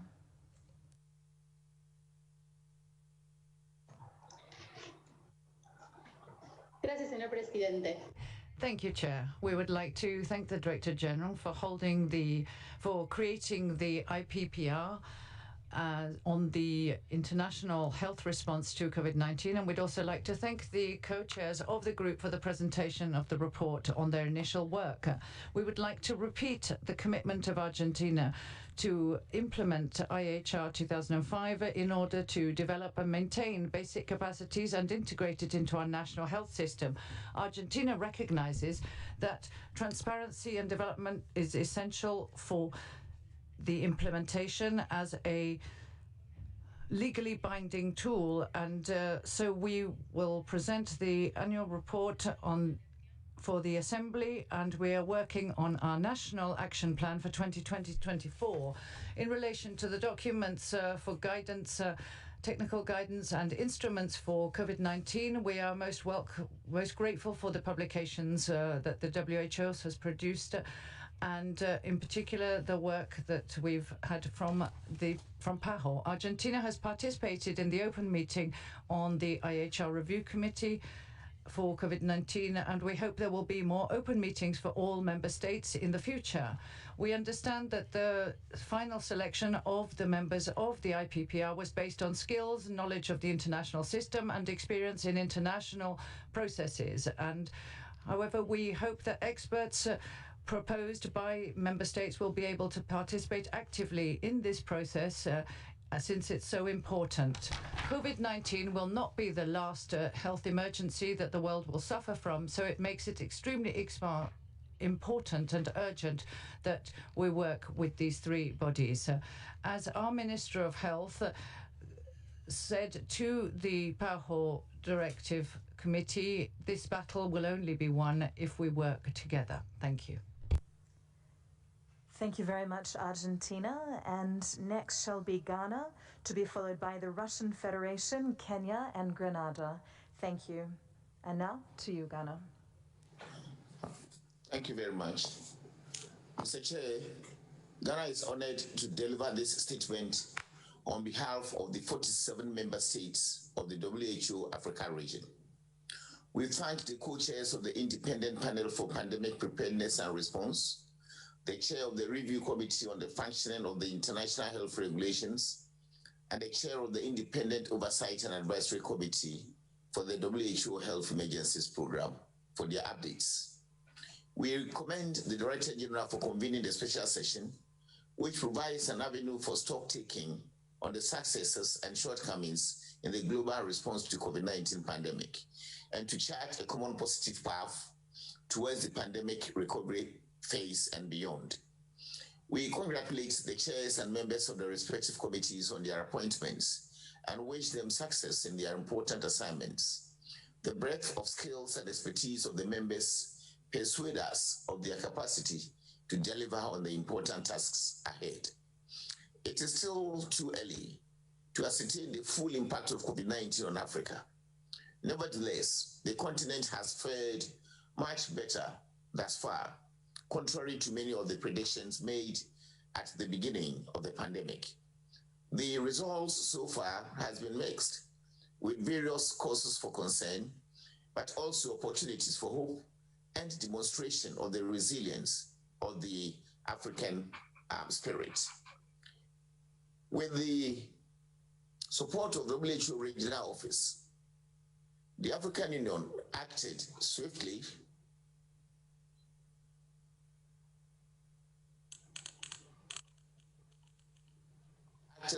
and endorsed a joint continental strategy in February, which has proved instrumental in complementing efforts by member states in the COVID-19 response. Chair, regarding the work of the IPPR, Africa wishes to see closer and more meaningful engagement with member states for the success of the process. In this regard, we urge the team to provide ample opportunity for inputs by low and middle income countries, as well as small island developing states, and to reflect the experiences and realities of these states in the outcome document, as these regions bear the greatest burden of public health and other emergencies. We call on the panels to remain focused and limit their work to the provisions of Resolution WHO 73.1 and resist the temptation of veering off too far from the mandate of the resolution. In this regard, we find the three themes outlined in the IPPR's program of work too expansive. It is our view that the themes, as currently stated, exceed the scope envisaged in Resolution WHO 73.1. They should be re-examined to bring them within the confines of the resolution. We further call on the IOAC to include its final report an assessment of the skills mix and diversity of the human resource workforce of the Health Emergencies Program, in addition to documenting the successes and shortcomings of the COVID-19 supply chain consortium so as to enhance WHO's operational capacity. In conclusion, the African member states hereby reiterate their full support for the respective committees, while calling on them to be inclusive and leave no member state behind in the process of reflection and learning. We look forward to receiving further updates and progress reports as the review processes unfold, so we can make such inputs into the outcome documents before their eventual submission to the 74th World Health Assembly in May 2021. I thank you for your attention. Thank you very much, Ghana. And now to the Russian Federation.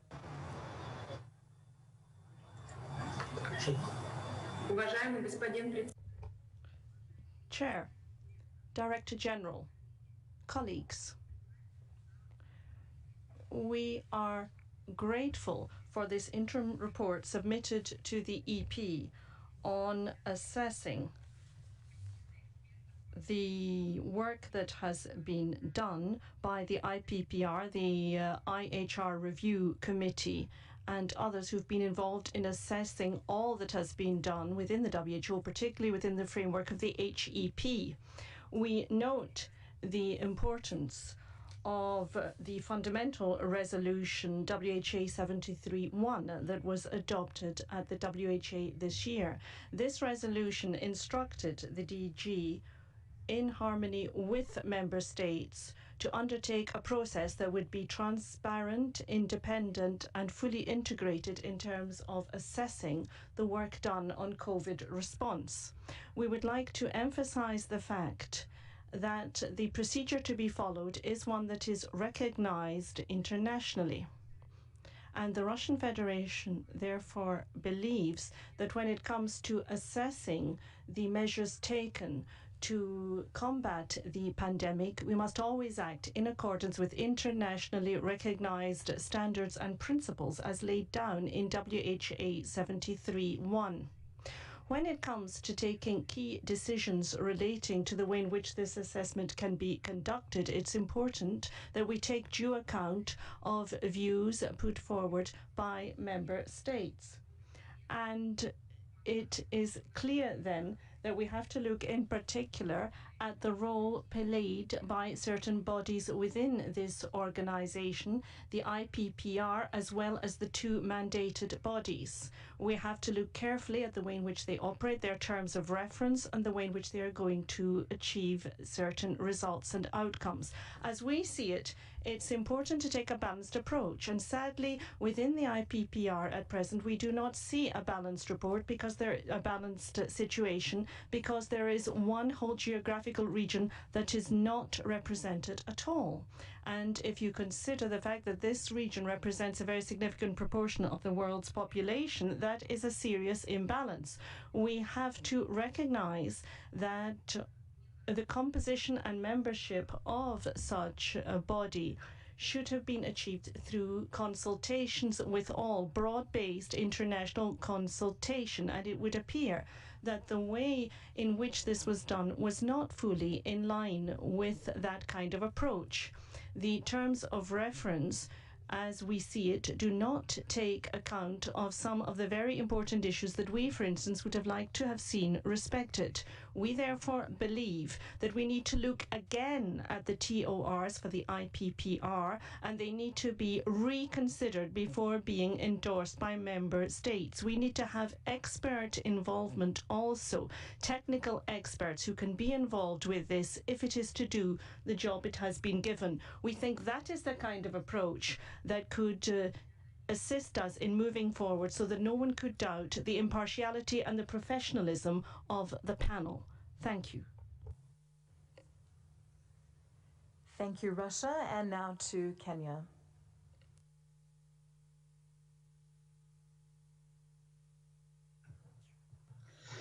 Thank you, Chairperson.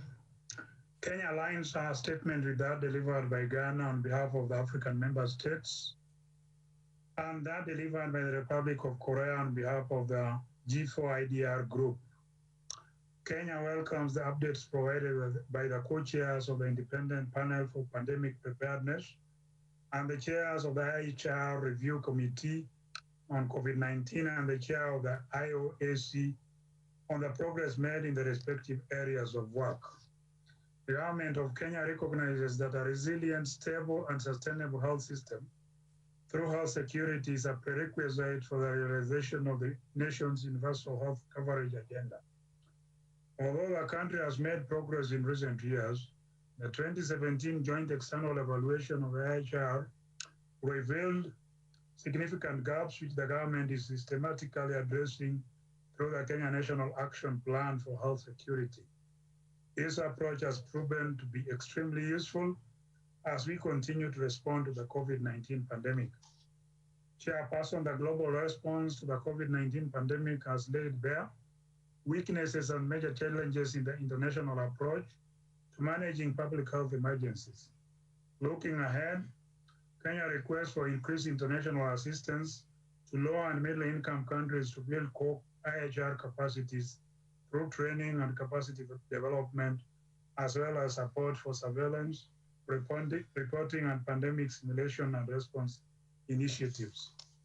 We also recommend strengthening of the capacity of the IHR emergency committees, especially with respect to the decisions to declare a public health emergency of international concern, including recommendations of travel and trade measures. We urge the Director General to ensure that they are adequately resourced in order for WHO to discharge its mandate effectively and within the prescribed time frame. We request the Director General to keep the Executive Board and Member States updated on their progress and to work within the scope of their respective terms of reference in alignment with the COVID-19 resolution and evaluation objectives. In conclusion, Chairperson, the Government of Kenya reiterates support for the IPPR, IHR Review Committee, and the IOAC, and thank the respective members for their willingness to serve humanity in this role. I thank you all.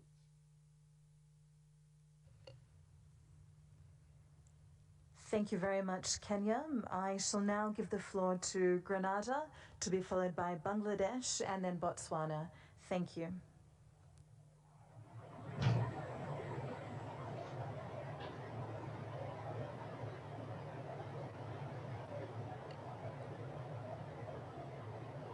Grenada, we would just wish to confirm that you would still be in a position to take the floor. Grenada congratulates and thanks the DG and the co-chairs of the Independent Panel of Pandemic Preparedness and Response and the chair of the Review Committee of Functioning of the International Health Regulations, the chair of the Independent Oversight Advisory Committee for the WHO. We look forward to regular updates and pledge to report to the committees as is mandated. We believe that Grenada, like other Caribbean nations, have unique vulnerabilities and stories as small island developing states, particularly considering the pandemic threat in conjunction with the climatic challenges of seasonal hurricanes. As such, we look forward to a more active role for SIDS in the committee. We believe to date, the Director General and the committees have been extremely transparent in their approach, and our commitment to this transparency can be counted on. As nations of this beautiful world, we are only as strong as our weakest link. The one lesson for sure is that we are all in this together. We look forward to regular, timely briefings to the Executive Board and a way to include the story and preparedness of small island developing states. In closing, I would like to commend Dr. Etienne and the Pan American Health Organization for the invaluable support we have received and continue to receive in responding to this new threat, as well as to all other public health challenges that exist in our world. We pledge our continued support to PAHO, the WHO, and the committees reporting today. Thank you.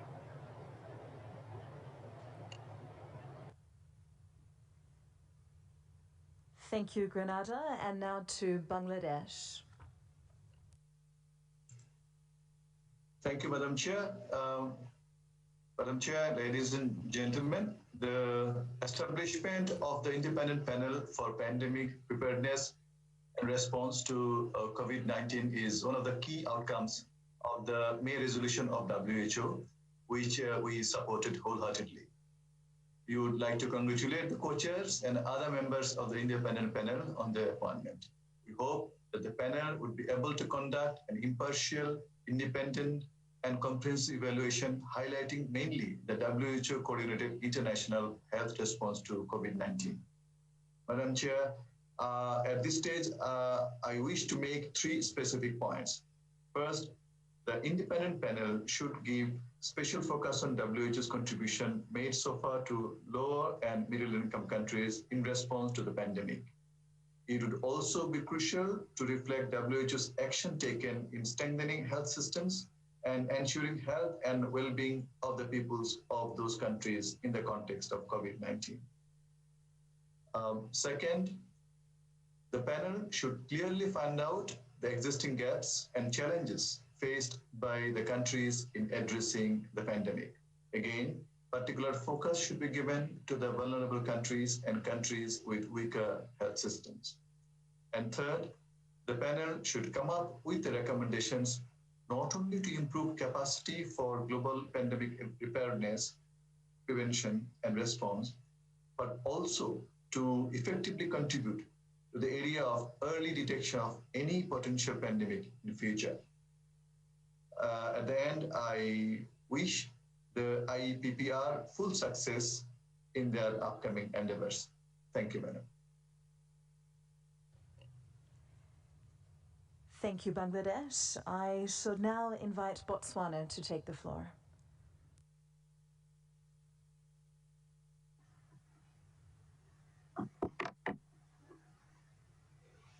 Thank you, Chairperson.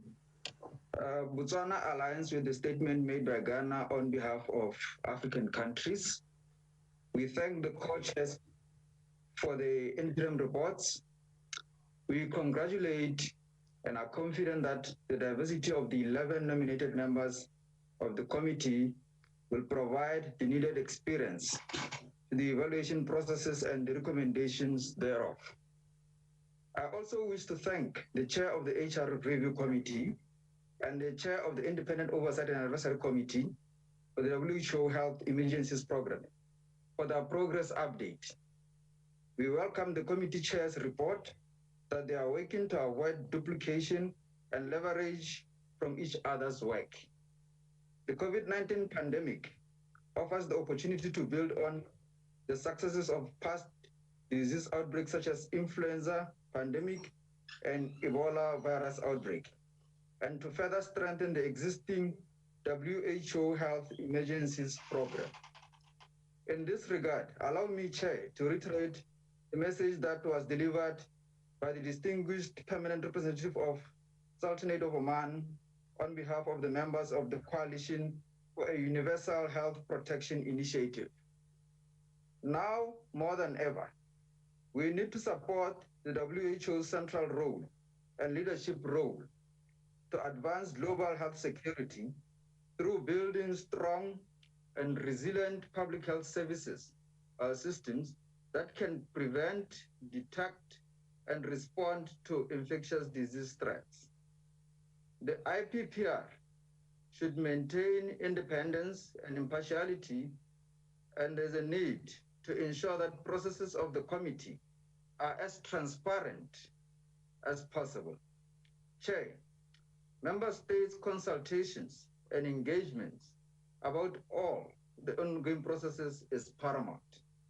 Lastly, we wish to reaffirm Botswana's commitment to work and partner with the international community in the global response, as well as rally support for a multilateral approach to controlling the pandemic. I thank you.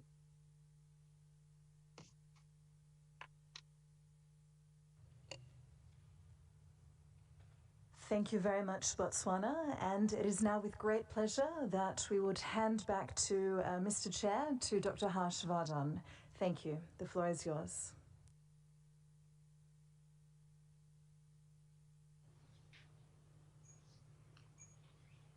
I understand Chile present in the EB room wants to take the floor. Chile, you can have the floor, please. Gracias, señor presidente. Thank you, Chair. I want to thank the committee for its work, as well as that of the independent committee. As was presented in the reports, we would like the reports that stem from these bodies to be practical. They need to tell us about tools that can improve states' ability to manage global health emergencies. Similarly, we value what was raised by Germany on behalf of the European Union, Austria, and other delegations with respect to setting up a review mechanism similar to UPR with an intermediate level for raising alerts. These ideas have also been raised by my country together with Bolivia, Uruguay, and others, and it has been presented for examination to the IPPR and the DG together with other suggestions, and we also believe we need to go further with the different measures suggested. We need to focus on the most vulnerable groups that have been affected by this pandemic. Thank you very much.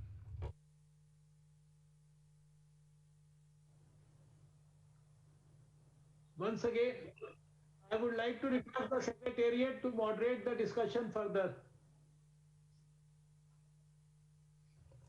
Secretariat, you can have the floor. Thank you very much, Mr. Chair, Dr. Harshvardhan. I understand we have one more EB member who would wish to take the floor, that being Sudan, and then we shall move to two other member states.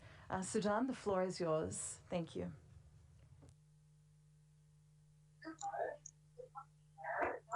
Thank you, Chair. Honorable Chair, distinguished delegates, excellencies. Sudan welcomes the update from the Independent Panel for Pandemic Preparedness and Response, the Review Committee on the Functioning of the International Health Regulations 2005. During the COVID-19 response and the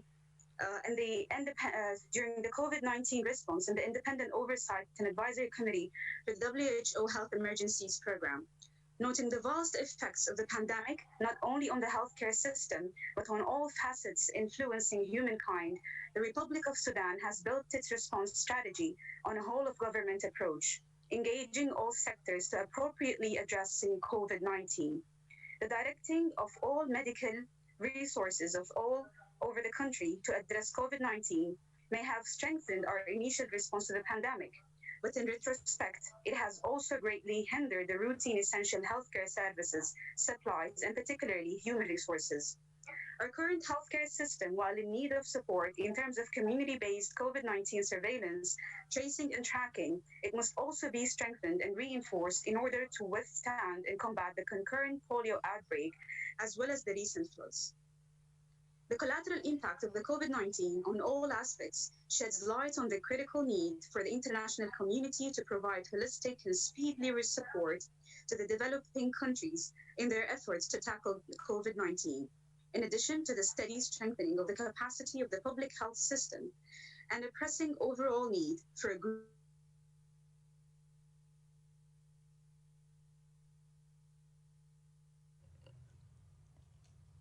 Our apologies, Sudan. Regards the importance and calls on the international community to adopt a flexible funding strategy to rapidly tackle both COVID-19 obstacles as well as maintaining essential health services.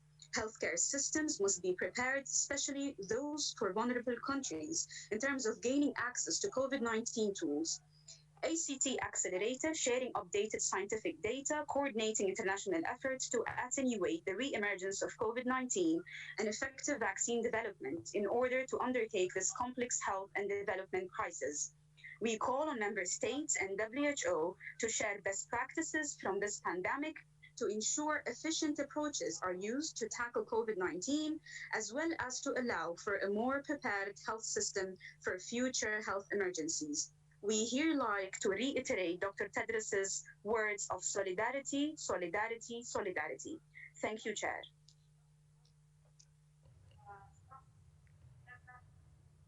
Thank you very much, Sudan, for this statement. We understand that we have an additional EB member who would wish to take the floor, that being Finland. If we may now give the floor to Finland and to be followed by those member states not represented on the board. Thank you, and Finland, you have the floor. Thank you, Honorable Chair, Director General, Your Excellencies, delegates. Finland aligns herself with the statement made on behalf of the European Union and its member states. Finland thanks the co-chairs of the IPPR and the chairs of the IHR Review Committee, the Independent Oversight and Advisory Committee for the updates. We also take note of the report of the Global Preparedness Monitoring Board as a relevant contribution to this process. We see value in hearing reports from the different groups at the same session.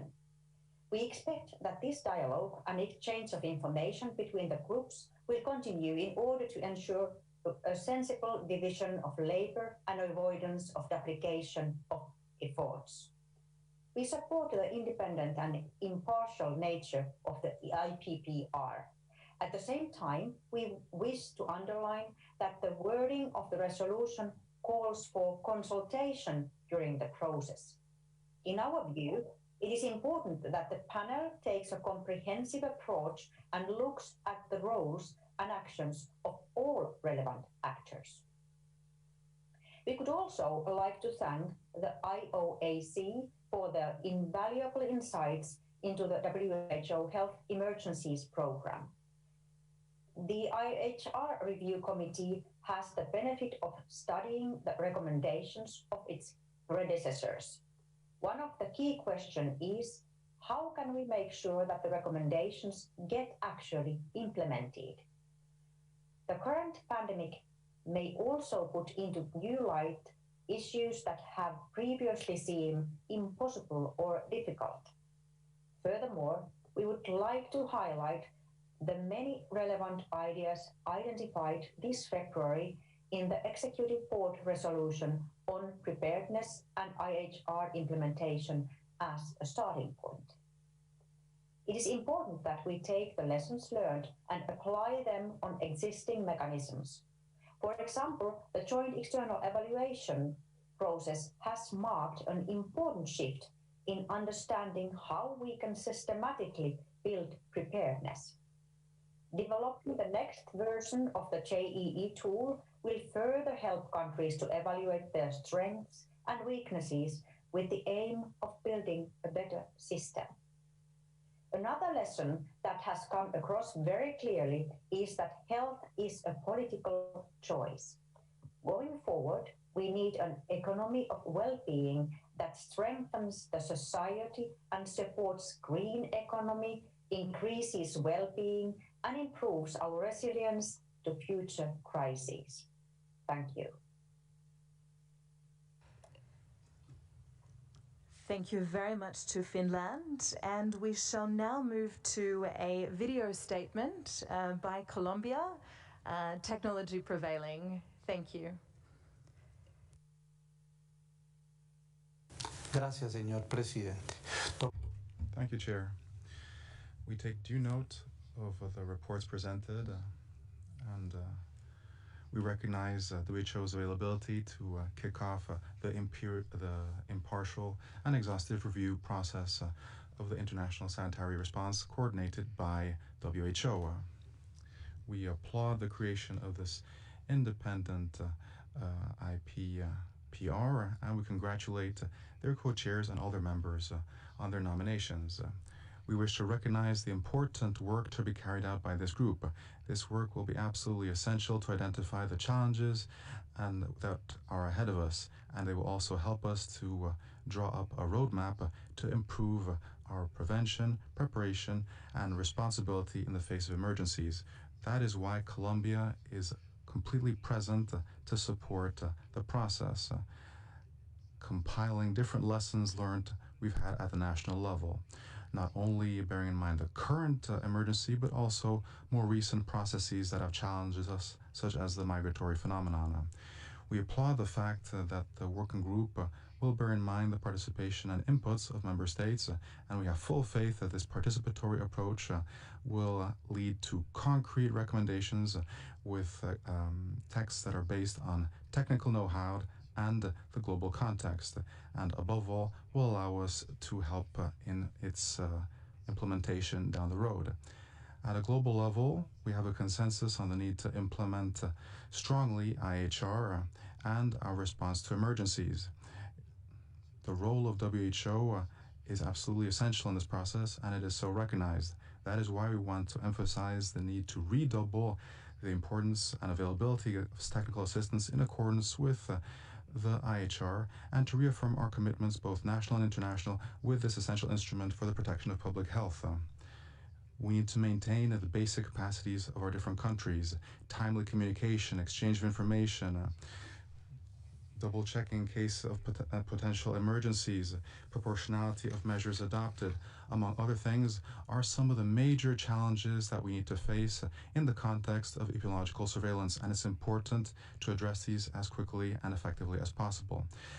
Without a doubt, this pandemic has laid bare the fact that countries need to work together, showing solidarity under the technical leadership of WHO. We need to work in a strong fashion to support our national health systems. We have complete faith that the lessons learned from this emergency will allow us to move forward towards that grand objective, and that they will make us stronger thanks to the lessons learned in this context. Thank you very much. Thank you very much to Colombia, and we shall now move to those member states not represented on the board, recognizing Thailand, Belgium, and Brazil with their hands up. I shall now give the floor to Thailand. Thank you.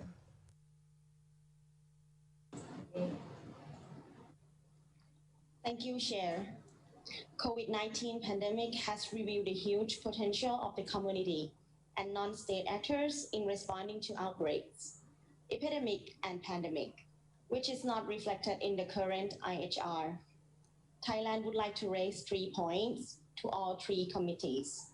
First, consider replacing the binary PHEIC architecture with an incremental mechanism that would enable intermediate stages for IHR-based alerts, guidance, and actions. Second, consider exercising and creating conflict resolution instruments like the Article 56 of the IHR that allows for the multilateral dispute resolution processes, including consultation forums among concerned states. Third, ensure the involvement of the horizontal community and non-state partners into the vertical state-only IHR systems to create an interwoven social fabric for stronger disease surveillance systems. Chair, the 2003 SARS pandemic expedited the revision of the previous IHR to get this 2005 version. Our great experiences from COVID-19, right or wrong, would allow us to further improve the IHR 2005 and its implementation. We do need a radically new manner of thinking on our IHR, and if we are to survive the future pandemic. Thank you, Chair. Thank you very much, Thailand. We shall now give the floor to Belgium, to be followed by Brazil. Thank you. Mr. Chair, Director General, Belgium fully aligns itself to the statements made by Germany on behalf of the EU and its member states. As many others, Belgium too wish to express our sincere thanks to WHO, to Dr. Tedros, and especially to the entire WHO staff who has been working tirelessly for months now to fight the COVID-19 pandemic. We are most impressed by all work done, and especially by the completely new set of initiatives that saw daylight since the outbreak of COVID-19. Never before has WHO moved and transformed so fast. Yet there are many questions which need answers. Thus, the different review initiatives are highly welcome. Dear chairs of the IHR Review Committee and the IPPR, The reviews you will be leading in the upcoming months will be essential in defining how we can make our world a safer place. Therefore, we insist, firstly, on the importance of a thorough and independent evaluation without cutting any corners in search of quick results. Secondly, on the importance to consult sufficiently diverse voices. And thirdly, on the importance to sticking to the pure facts at all times. In this context, and in order to enhance transparency and engagement, we have two questions to the IPPR panel. Firstly, we would suggest to focus also on the recommendations from the IHR Emergency Committee in January, and were these recommendations effective and justified, even considering what we knew at the end of January. And secondly, specific question, what budget is foreseen for these reviews, and is this sufficient in your view? We will further gladly accept the opportunity to submit a set of written comments to the IHR Review Committee. Lastly, to conclude on this occasion, we are also proud to mention the additional highly flexible contribution of 4 million euros that Belgium has mobilized to support WHO to strengthen health systems in fragile countries. Global health security is impossible in the absence of strong local health systems. I thank you for your attention.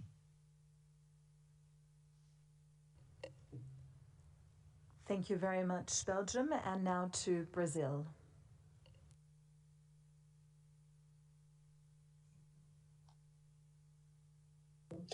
Brazil thanks Dr. Tedros, the reports and presentations by the co-chairs of the independent panel, the chair of the IHR Review Committee, and the chair of the IOAC.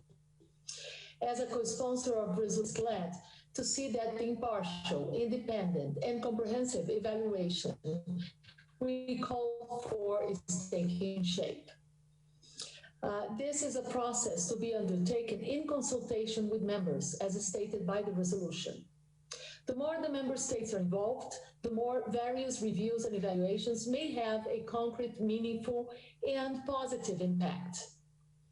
As is stressed by many that preceded me, this requires a high level of transparency and inclusiveness through the work by the panel, the review committee, and the IOAC. The effective implementation of and compliance with the international health regulations are essential conditions for an adequate response to national and international public health emergencies. Therefore, in our review exercise, we should seek better evaluation and monitoring mechanisms, as well as promoting international cooperation to enhance national capacities with regard to the IHR. There has been an opportunity for member states to give guidance on how the different processes could be properly coordinated among themselves and with intergovernmental discussions on WHO reform, avoiding duplications. Likewise, Brazil encourages the experts to offer views and recommendations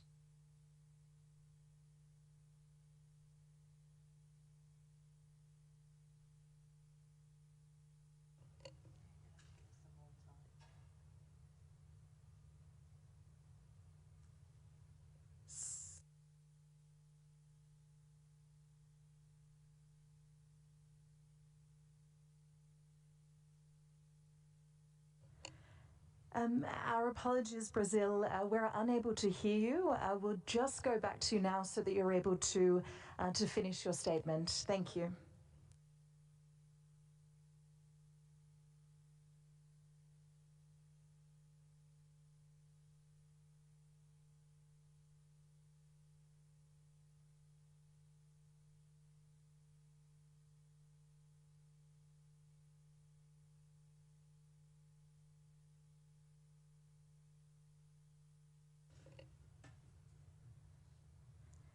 And thank you very much. We shall now move on to the next member states. And should Brazil wish to take the floor again, at the end we would kindly revert to Brazil. I understand that the next member state to take the floor would be Norway. Thank you. Norway, the floor is yours.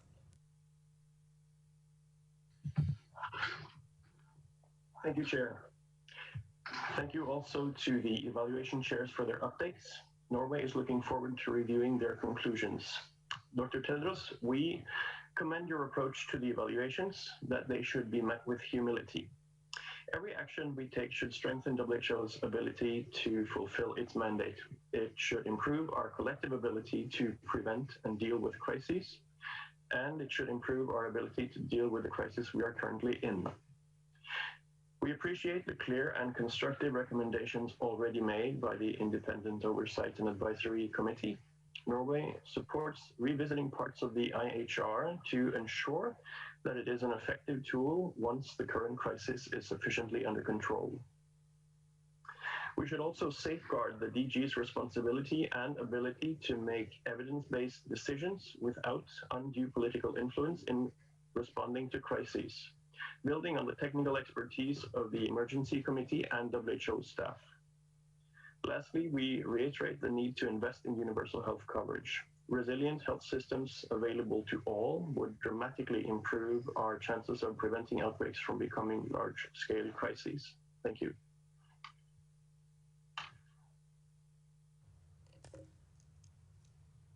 Thank you very much to Norway. And next would be New Zealand, followed by Slovakia. New Zealand, you have the floor.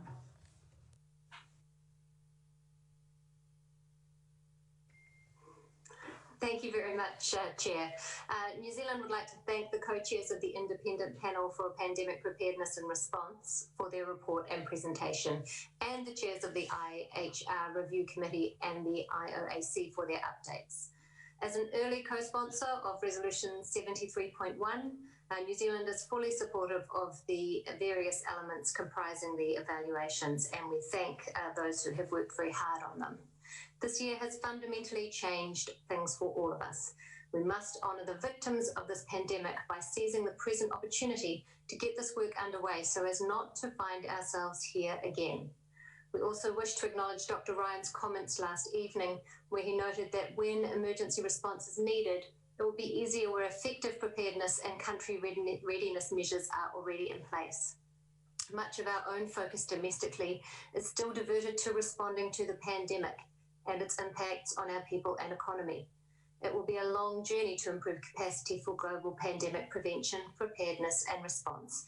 And we welcome this special session to share views and inform our thinking on how we might build back better. We consider that the voices of all member states will be important, and I want to support the statement made by our colleague from Tonga earlier in the session. It will be a long journey to but we are mindful that many countries, especially those who've been harder hit by the direct health impacts of COVID-19 or who are already experiencing capacity challenges before the pandemic, may struggle to be able to contribute their views in this process of evaluation. So we appreciate the news today from the Independent Panel on the process for further member state input, and be interested to hear more from the co-chairs of the Independent Panel and from the chairs of the IHR Review Committee and the IOAC as to how they aim to ensure their work takes account of the experiences of the widest possible range of member states and situations, including those whose present domestic situations may pose challenges for their engagement in this process. Thank you. Thank you very much, New Zealand, and we shall now give the floor to Slovakia. Thank you, Chair. Slovakia would like to align itself to the EU statement delivered by Germany. We would like to draw your attention to at least 2 more points. Emphasis must be placed on the improvement of proper and unified complex data collection, both in the general population as well as in various communities and vulnerable groups in society for proper action, preparedness and response to COVID-19 in context of UHC and health for all. Moreover, We would like to support analysis in field of social determinants of health as important part of modern public health measurements, including areas such as mental health, palliative care, access, and psychosocial support as crucial part of the comprehensive care and essential evaluation of COVID-19 response. Information security platforms, diagnostic and clinical guidelines, and their quality recommendations based on rising evidence or good practice should not be ignored. Thank you.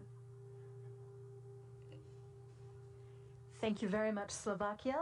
We understand that Canada would wish to take the floor. Over to you. Thank you.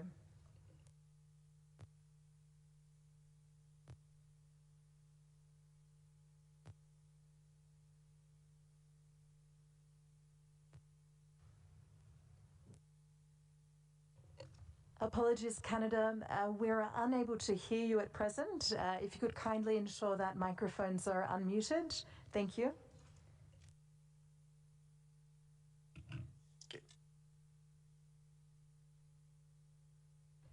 I'm afraid we're still unable to hear you. Please bear with us one moment whilst we just check with IT. Thank you so much.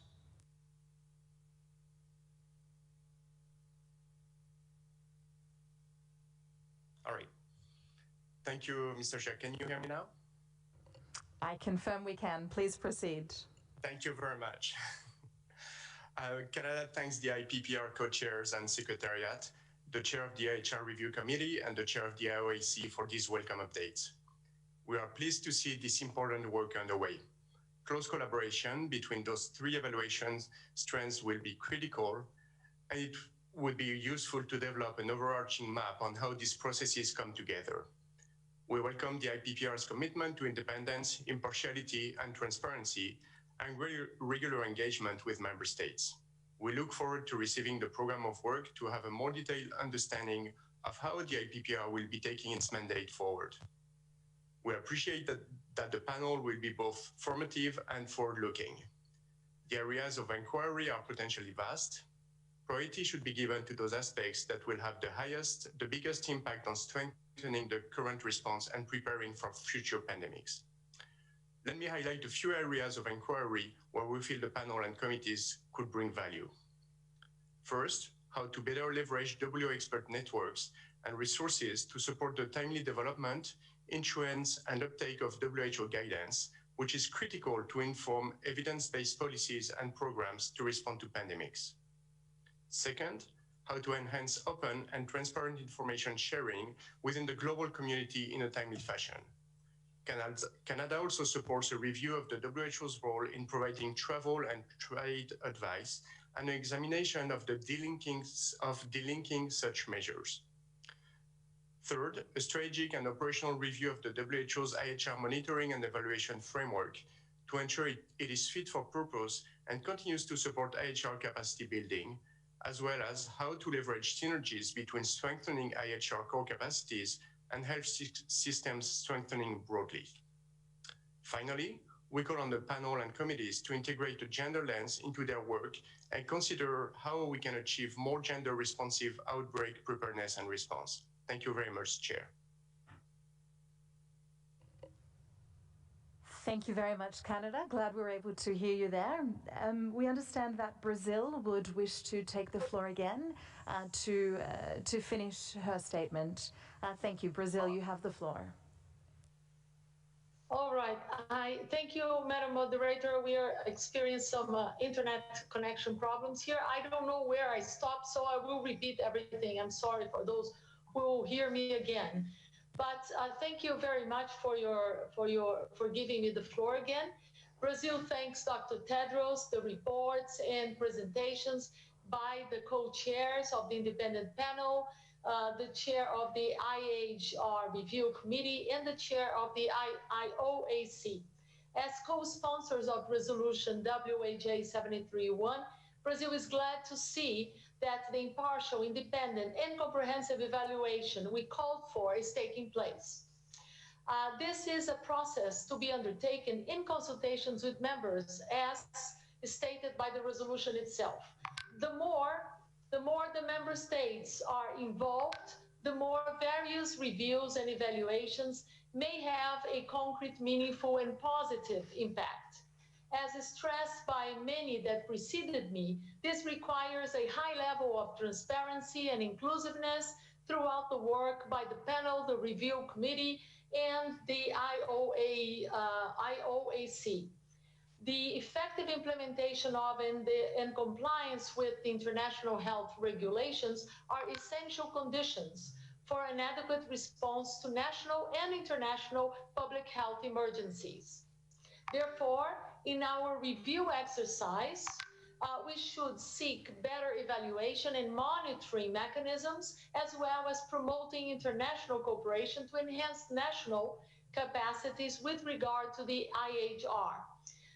This EB special session has been very useful and a very good opportunity for member states to give guidance on how the different processes could be properly coordinated among themselves and with intergovernmental discussions on WHO reform, avoiding duplications. Likewise, Brazil encourages the experts to offer views and recommendations fit to the implementation to be implemented by the member states and the WHO in a spirit of increased collaboration, transparency, and accountability. Finally, we'll be working so that Brazil comes forward with specific and concrete and constructive contributions to this exercise, as invited by the speakers, and as a result of today's exchange. Thank you, Madam Moderator. Thank you very much, Brazil. I wish to confirm that we're able to hear you very clearly. Thank you. We shall now give the floor to Mexico. Thank you.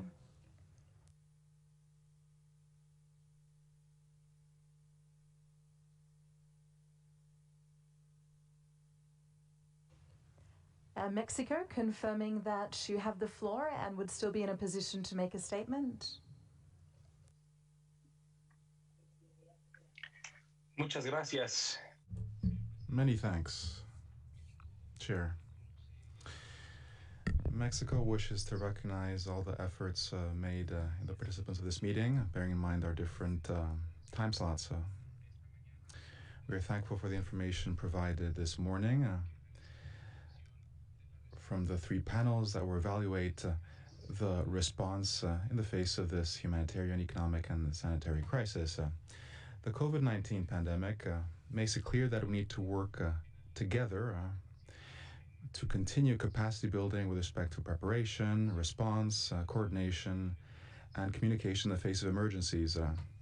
Similarly, we need to do the same to make WHO an effective body when it comes to coordinating international health matters.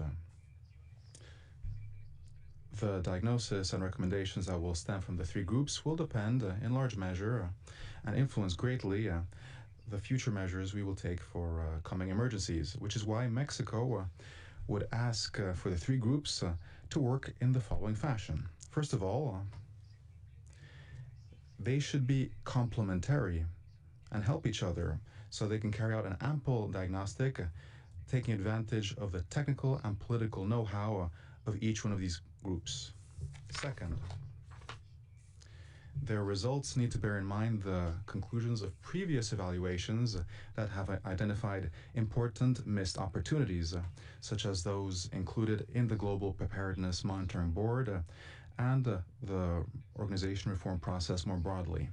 Third, their analysis and conclusions need to be carried out with complete impartiality and transparency, and they need to present a practical roadmap to follow for member states and for the secretariat of the organization to be able to live up to the recommendations.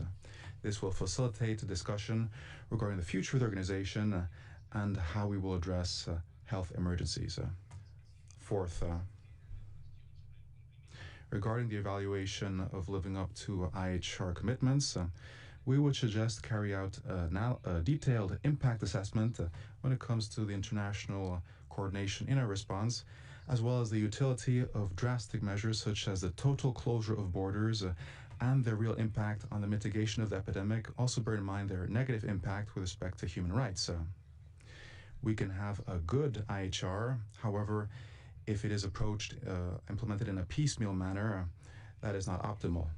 Mexico reiterates its commitment and makes an appeal for our approach to be based on human rights so that we can overcome this challenge, and we need to increase our global capacity so that we can face future challenges to global public health. Last but not least, we want to thank the effort and hard work of the conference interpreters that allow us to communicate in different languages. Many thanks to all. Gracias, Mexico, and we shall now give the floor to Spain.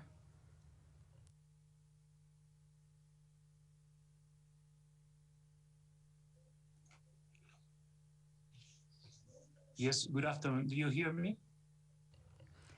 Yes, I confirm we can hear you. Okay, Thank you. yes, thank you very much. It's my ambassador who will deliver the speech, so I kindly ask for another 5 minutes, if you can wait, please. Thank you for informing us of this, Spain. It would appear that Spain is the last member state with their hand up at this stage. With the chair's permission, may I propose that we proceed with the video statement from Japan, and we shall then check back to see whether your ambassador would be in a position to deliver the statement. Thank you.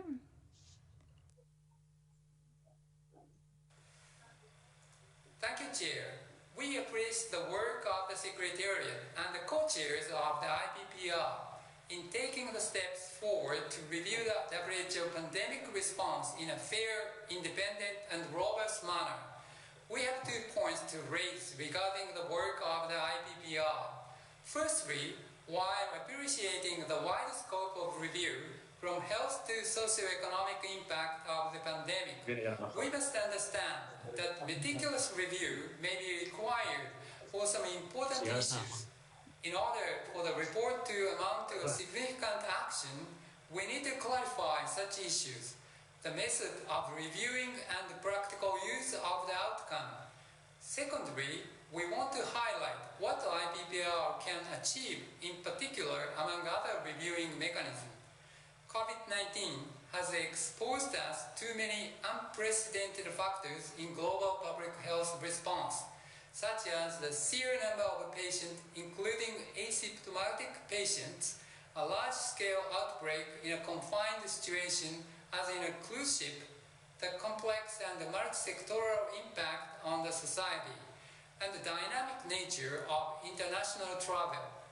On the other hand, we have also been equipped with unprecedented scale of the technology, allowing us to share information more rapidly than ever, accelerating the collaborated effort toward the development of diagnostic and treatment.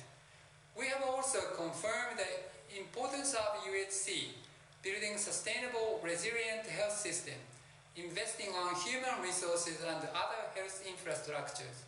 Reflecting on such lessons learned, we expect that IPPR, together with the IOAC and the IHR Review Committee, can harness the challenges we faced with the existing mechanism and recommend practical way forward from comprehensive perspectives. The role of the IPPR in WHO reform is vital. We expect IPPR can reframe this global pandemic to an opportunity to review our pandemic preparedness and response in a fair, independent, and robust manner. Thank you, Chair. Thank you very much, Japan. And we will now check whether the ambassador from Spain would be in a position to deliver the statement. Should it not be the case, we will proceed with Cuba. Spain, may you kindly confirm?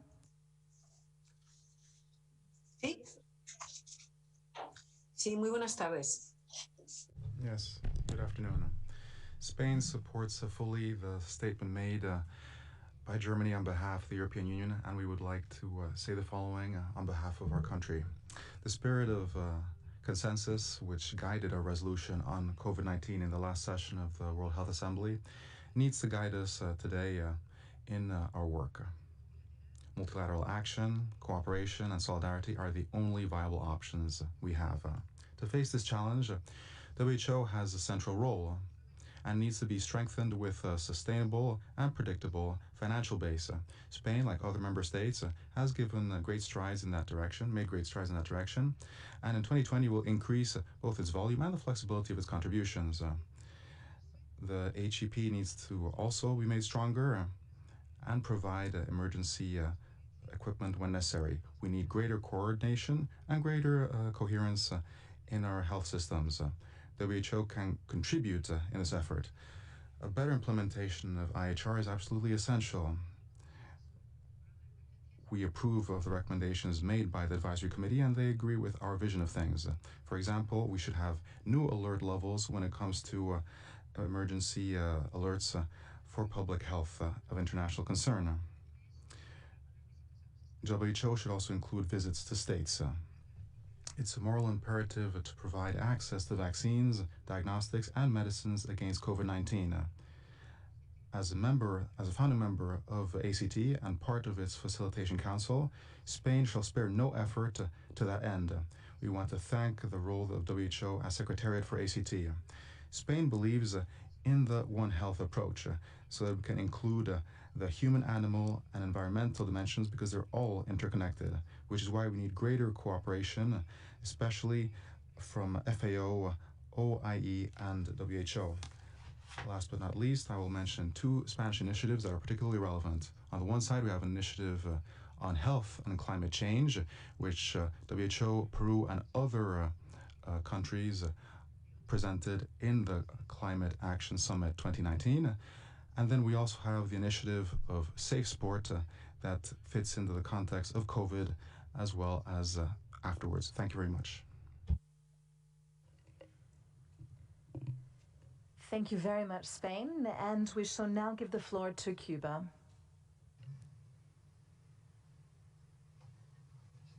Señor Presidente. Chair,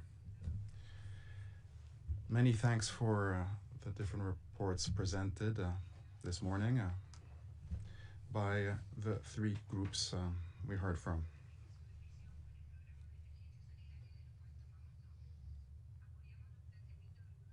We support the statements made by some countries regarding the work of the IPPR regarding its lack of balance with respect to regional representation, as well as our technical concerns, which would have an incidence on its recommendations for how to address the pandemic. We need to bear in mind the current differences between countries of low and middle incomes, which have the more weaker health systems. This would be useful so that the recommendations made can strengthen their hand. We support a multilateral approach for all these measures and wish to reaffirm the need for transparency in the work of the organization.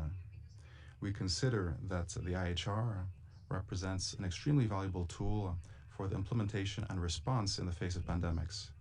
However, we also believe that some principles need to be further defined.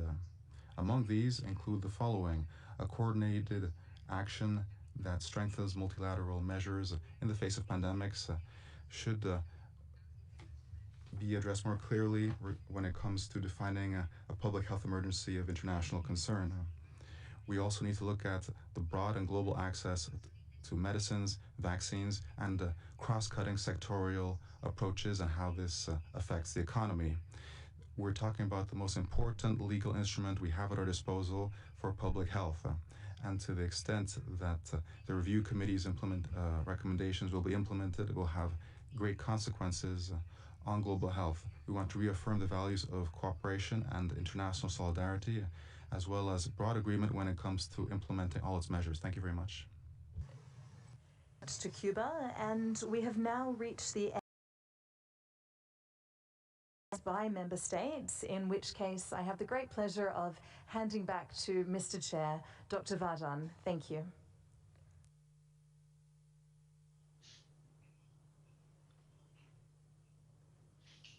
Dear colleagues, we have made very significant progress today in the whole meeting.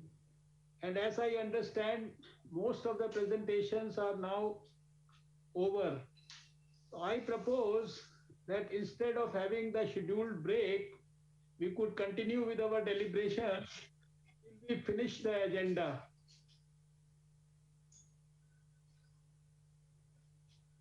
I understand you are all agreeable to it, and I give back the floor to the Secretariat to continue with the deliberations.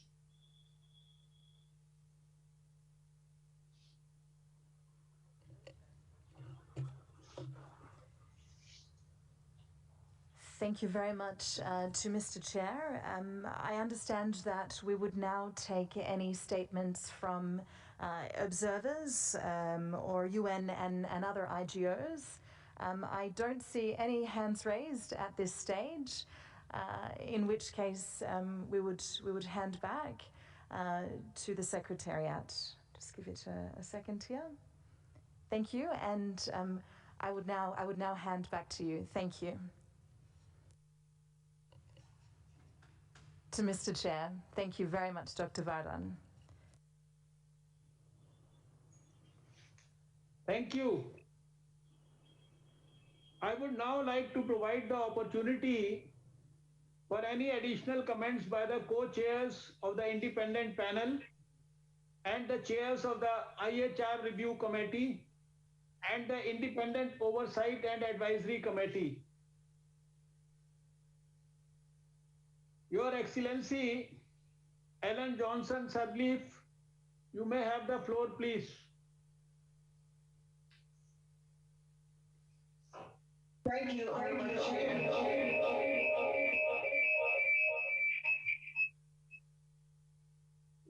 Thank you, Albert, for this opportunity.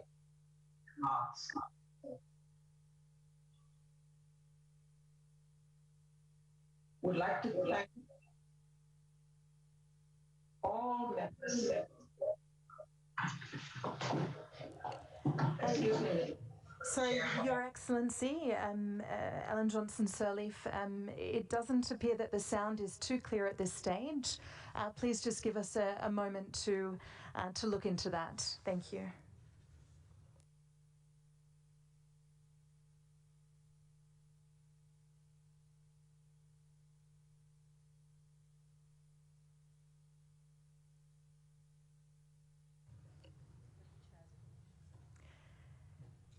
Thank you. We're just looking to rectify the sound for you, and in doing so, with the Chair's permission, we shall actually give the floor to Sweden. We understand we have an additional member state wishing to make a statement. So if you would seek your kind indulgence to now give the floor to Sweden, and we shall come back to you. Thank you very much.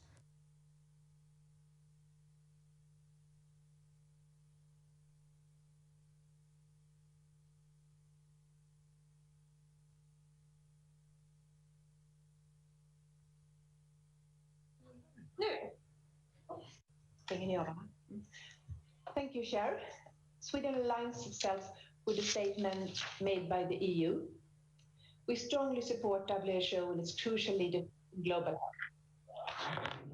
To be better prepared for future health emergencies, we must learn from the COVID-19 response. We consider the ongoing reviews to be of great importance for the future, and we thank the co-chairs of the independent panel and the chairs of the IHR Review Committee and the Independent Oversight and Advisory Committee for the reports. Addressing global health challenges, including prevention, detection, and response to outbreaks, requires better implementation and compliance to the IHR. It also requires strengthening of global health security structures, including the WHO Health Emergency Program. We know that measures implemented during the pandemic have socioeconomic impacts that risk increasing existing health inequities and inequalities. Thus, it is important to evaluate the broader effects of COVID-19 on societies and public health, including mental health, domestic violence, elderly in isolation, adverse effects on children when closing schools, and reduced access to health services, including SRHR. We welcome the broader scope of the independent panel and encourage that its broad mandate is also used to evaluate the positive and negative impacts of the pandemic response. Further, that existing knowledge gaps are examined in order to determine what tools may be needed at country level to guide actions. Going forward, while focusing on increased global health security, we must not lose sight of WHO's important work to promote health and support member states to develop strong and resilient health systems that deliver high quality services to those who need it, without leaving anyone behind. Thank you. Thank you very much, Sweden. We shall now try to go back to our IPPR co-chair, to Her Excellency Ellen Johnson Sirleaf. Thank you.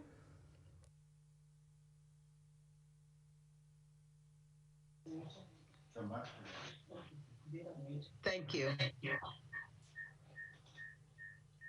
We thank the Honorable Chair for this opportunity.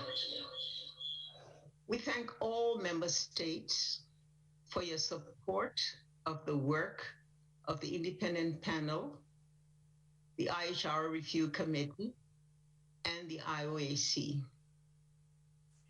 We thank the chairs of the IHR Review Committee and IOAC for their presentations today. We note the call for complementary work of these bodies to produce a comprehensive report. We further note that this report must recognize gaps by nations and by WHO in preparation for the COVID-19 pandemic. We note the call for more technical and evidence-based inputs in our findings, and we look forward to working with all countries across the world and to draw on national expertise. We note and fully realize the call for regular and full consultation with member states. We share your concerns for the independent panel to produce a practical, robust, contextualized, and implementable report. This is our shared commitment, one that the independent panel takes seriously. We seek a healthier world together, and we must get there together.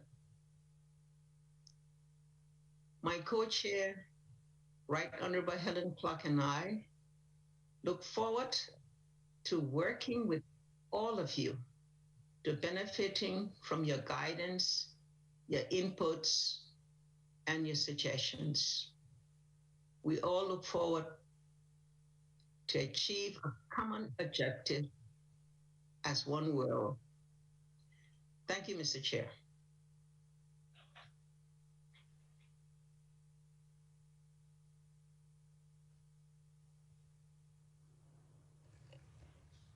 Thank you very much, Your Excellency, and I shall now hand back to Mr. Chair, Dr. Vardhan. Thank you.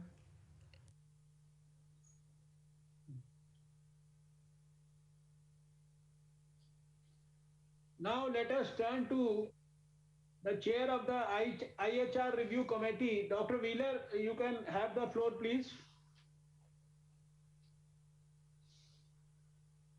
Die Hälfte verkürzen oder so. Da müssen wir auch irgendwie mal einen Mechanismus finden. Wir nehmen das alle immer hin, auch diese ganzen Ethik-Stellungnahmen, dann diese Datenschutzfolgeabschätzung.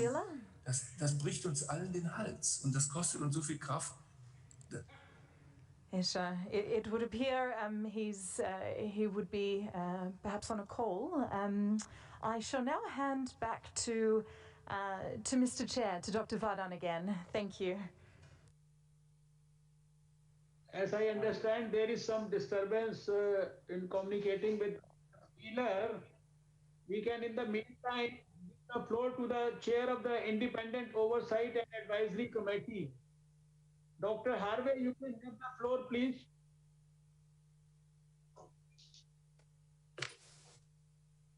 Thank you, Mr. Chairman, distinguished EB members and member states for your insightful comments and continued support. On behalf of Independent Oversight and Advisory for WHO Health Emergency Program, I would like to our gratitude to member states for their appreciation of the interim report that we published today.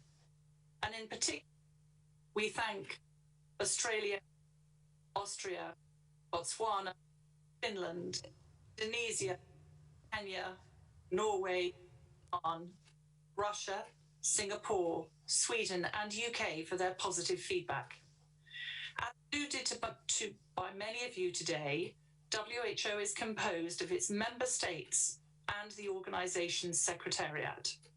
Therefore, WHO is shaped by performance of both the secretariat and member states and their commitment to global health. We very much appreciate the actions of Austria and Germany on behalf of the European Union to tell the uncomfortable truth. We won't be shy to tell what is not going well, what we can learn from the past and mistakes, what needs to be done, and how we can improve collectively rather than by finger pointing. Moving forward, we appreciate concerns on how to ensure implementation of recommendations as clear by Austria, Cuba, and in this, for our next IOC to the resume in November, we intend to include our assessment on the WHE's progress with implementing IOC recommendations that we issued to the Director General over the past 4 years. Rest assured, IOC will continue exercising our responsibilities with full regard to the paramount importance of independence. We look forward to working with you, member states, the IOC Secretariat, and other key stakeholders. Finally, IOC wishes to reiterate our commitment towards impartial, independent, and comprehensive evaluation, working together closely with the independent panel and the IOC committee in a cohesive and coordinated manner. I thank you.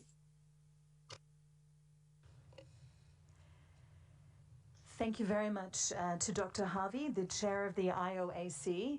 Unfortunately, we weren't able to hear every word of your statement.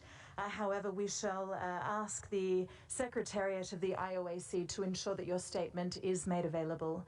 Thank you very much. And now back to Mr. Chair, to Dr. Vardhan. Thank you. Thank you, Dr. Harvey. Now we can go back again to the chair of the IAPR Review Committee, Dr. Wheeler. Dr. Wheeler, you can please have the floor.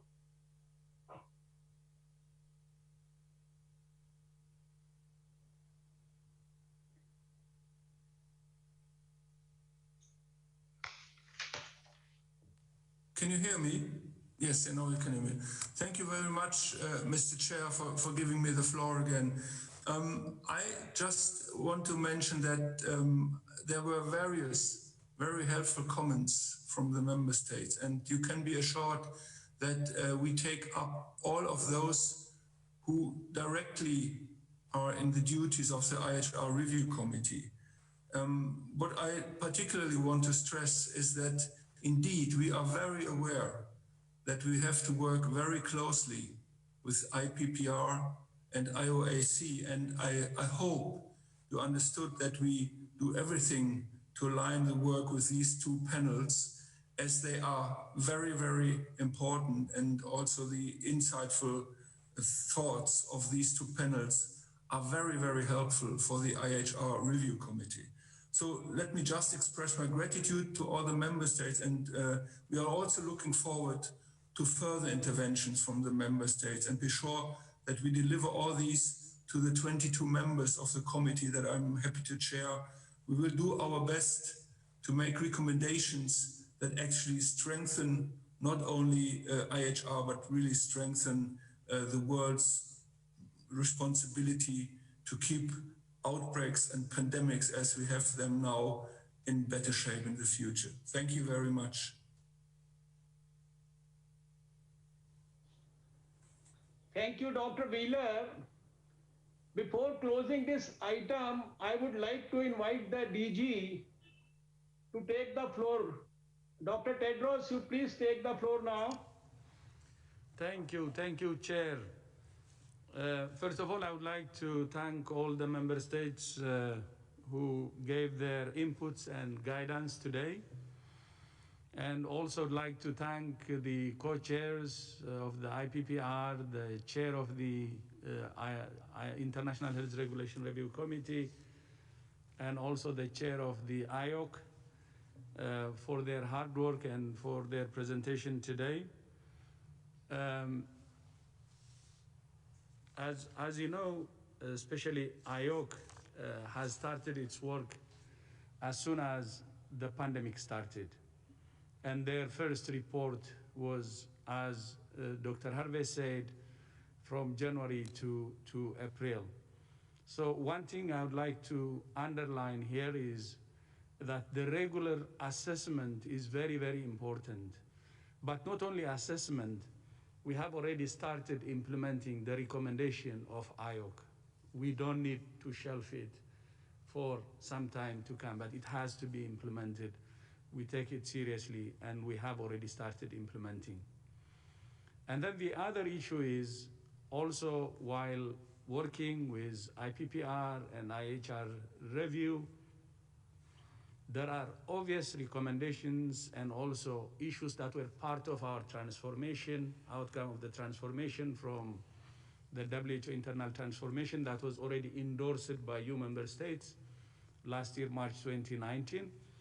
So we're also implementing that aggressively. Then the lessons now we draw from all the 3 new lessons should also be taken seriously and implemented. And we have to be prepared to learn from the lessons. This pandemic is very, very unprecedented. And all of us should be really ready to learn from this and say, never again, by implementing what we have learned. And for the IPPR, many member states, you have said it should be independent, it should be impartial, and this was based on the resolution, and I fully agree. And because we take your advice and guidance seriously, although you asked me to initiate, and all responsibility was for me, including appointing all panel members and also hiring the secretariat. But what I did was I appointed the 2 co-chairs, that's it, then empowered the 2 co-chairs to select the rest of the panel as reported today. That makes the panel really independent. And also to hire their own secretariat and to avoid also any influence from any donor.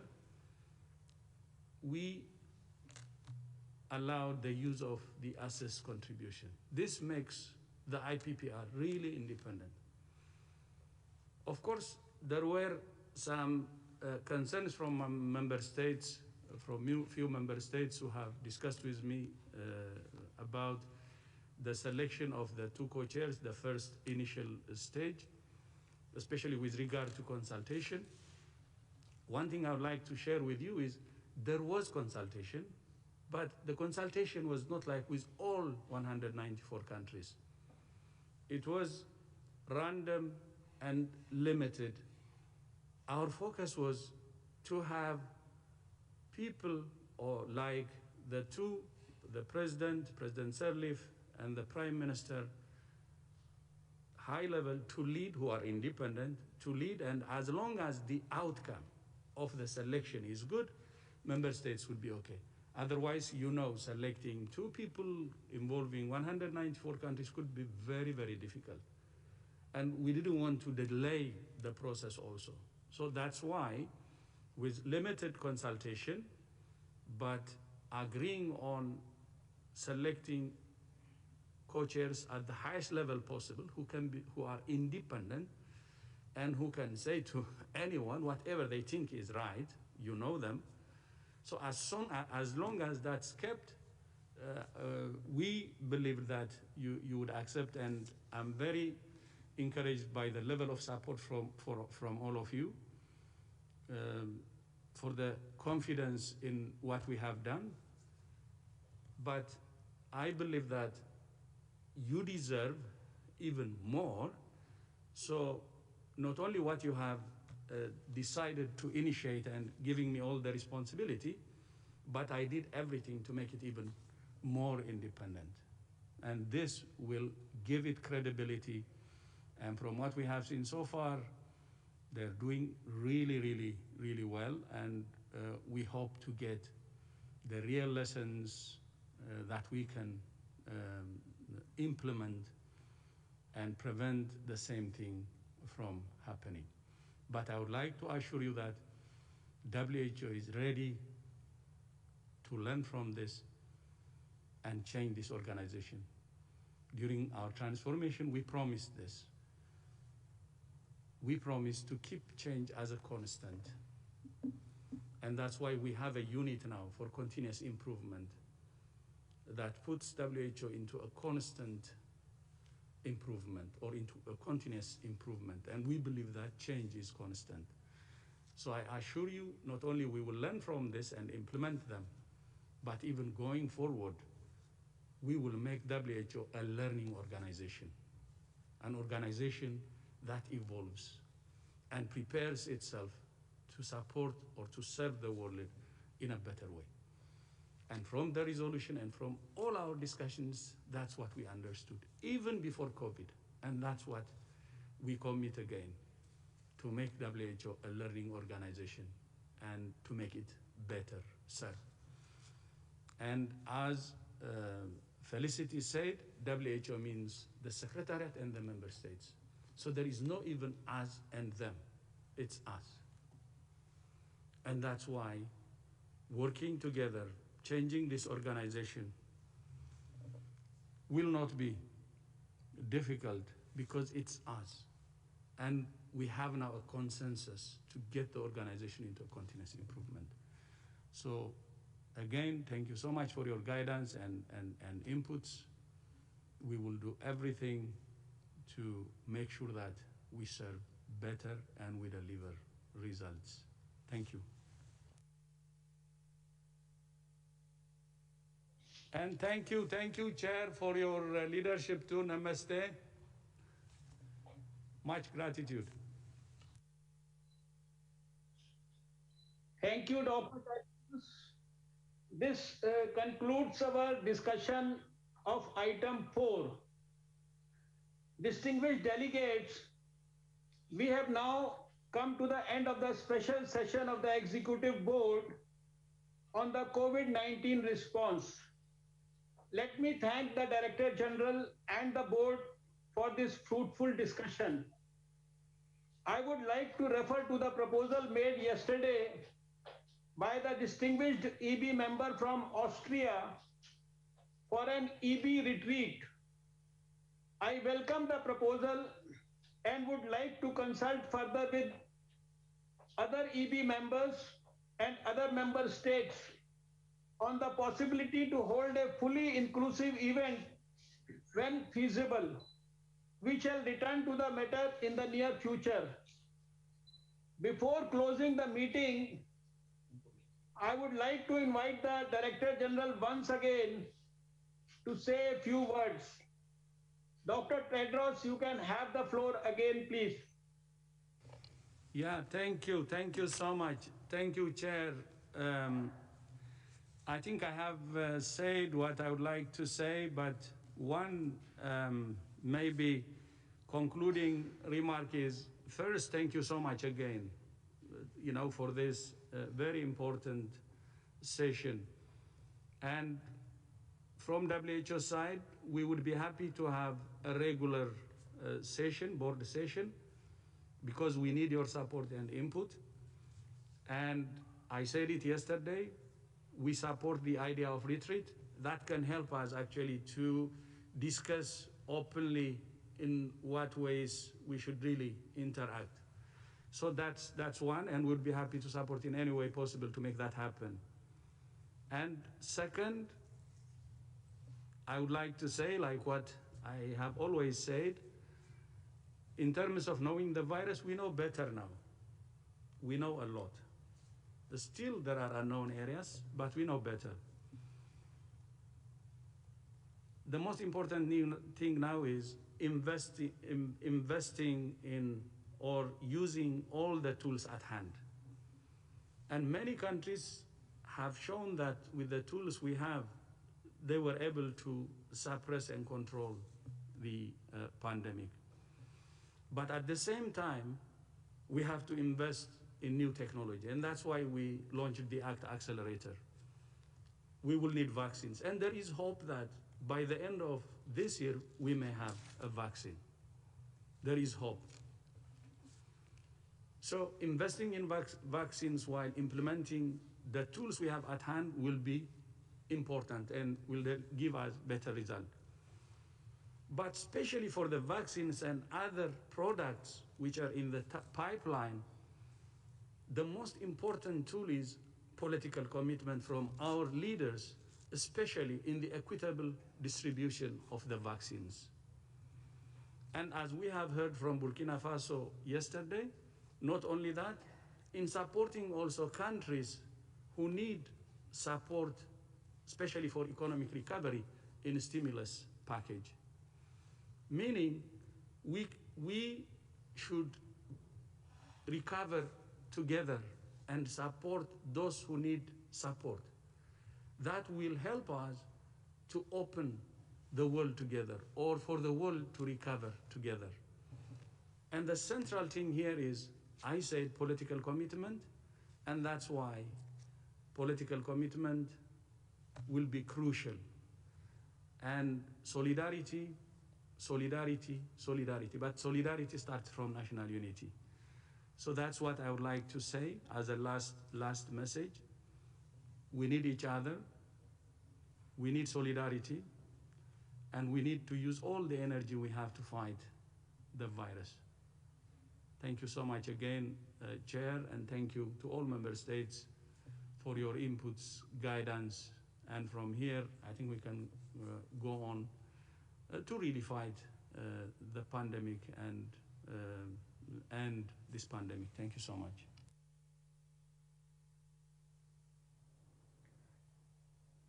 Thank you, Dr. Tedros.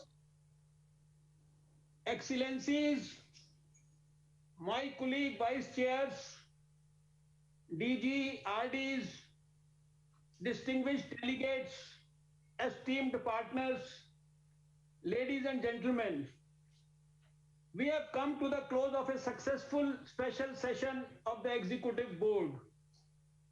I thank my colleague vice chairs for their full cooperation in successful conduct of the 5th special session of the Executive Board, despite the difficulties associated with holding a virtual meeting cutting across several time zones. The rich and proactive interventions of the EB member states, as well as member states not represented on the board, have made this possible. Their suggestions and inputs will be very useful in guiding the work of the organization as we move forward with strengthened resolve to tackle this once-in-a-generation pandemic affecting all aspects of our lives. I acknowledge our sister UN agencies, intergovernmental organizations, partners, and NSAs for their commitment to support our work and for their keen engagement and participation. Amid the challenges we face, it was a privilege to spend time with all of you and listen to the experiences best practices being followed worldwide. This was particularly seen during your interventions yesterday on agenda item 3, covering the update on the implementation of resolution WHA 73.1 on the COVID-19 response. Following an excellent report by the DG, supported by Dr. Mike Ryan, Executive Director of WHO Health Emergencies Program. Their informative and comprehensive presentations brought out the immense work that has gone into convene experts, coordinate, lead, and support the global response against the unprecedented pandemic and associated challenges related to atypical presentation of the disease, different epidemiological pathways, and trade and travel restrictions. Here, let me applaud the WHO staff at all 3 levels, the headquarters, regional, and country offices, for their sincerity and dedication.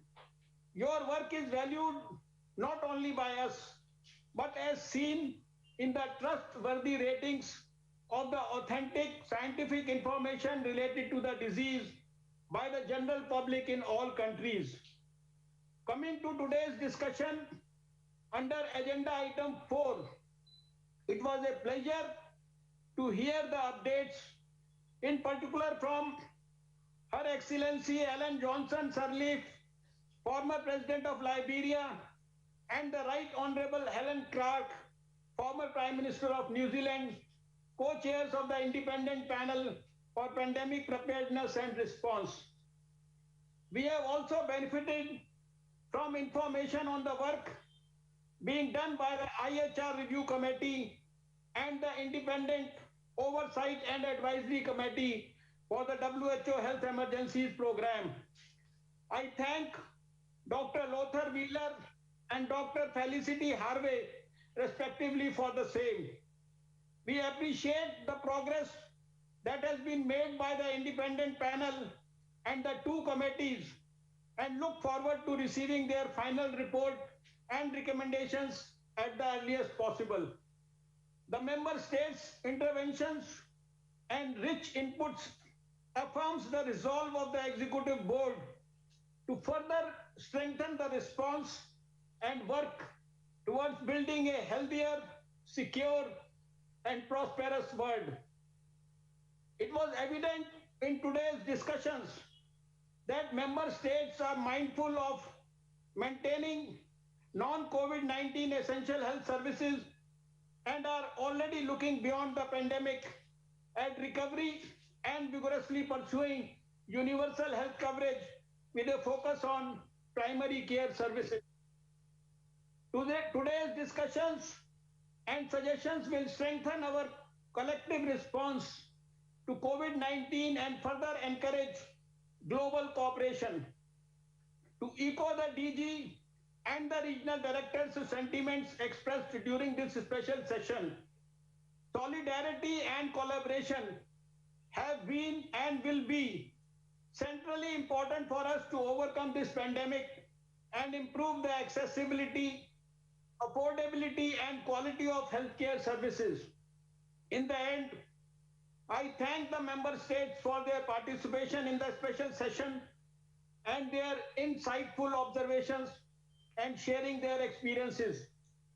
I appreciate DGWHO, regional directors, and the Secretariat team for the energy and insight they have displayed in the ongoing support to member states, not only in emergency response, but across all programmatic areas. The many non-government and intergovernmental organizations that partner with us enable us to bring in the whole of society approach in health. Finally, our sincere thanks to the translators and the ICT team for the hard work they put in to ensuring this virtual EB session was seamless. Thank you. Thank Thanks once again, all of you, and namaskar. Now, I declare the 5th special session of the closed.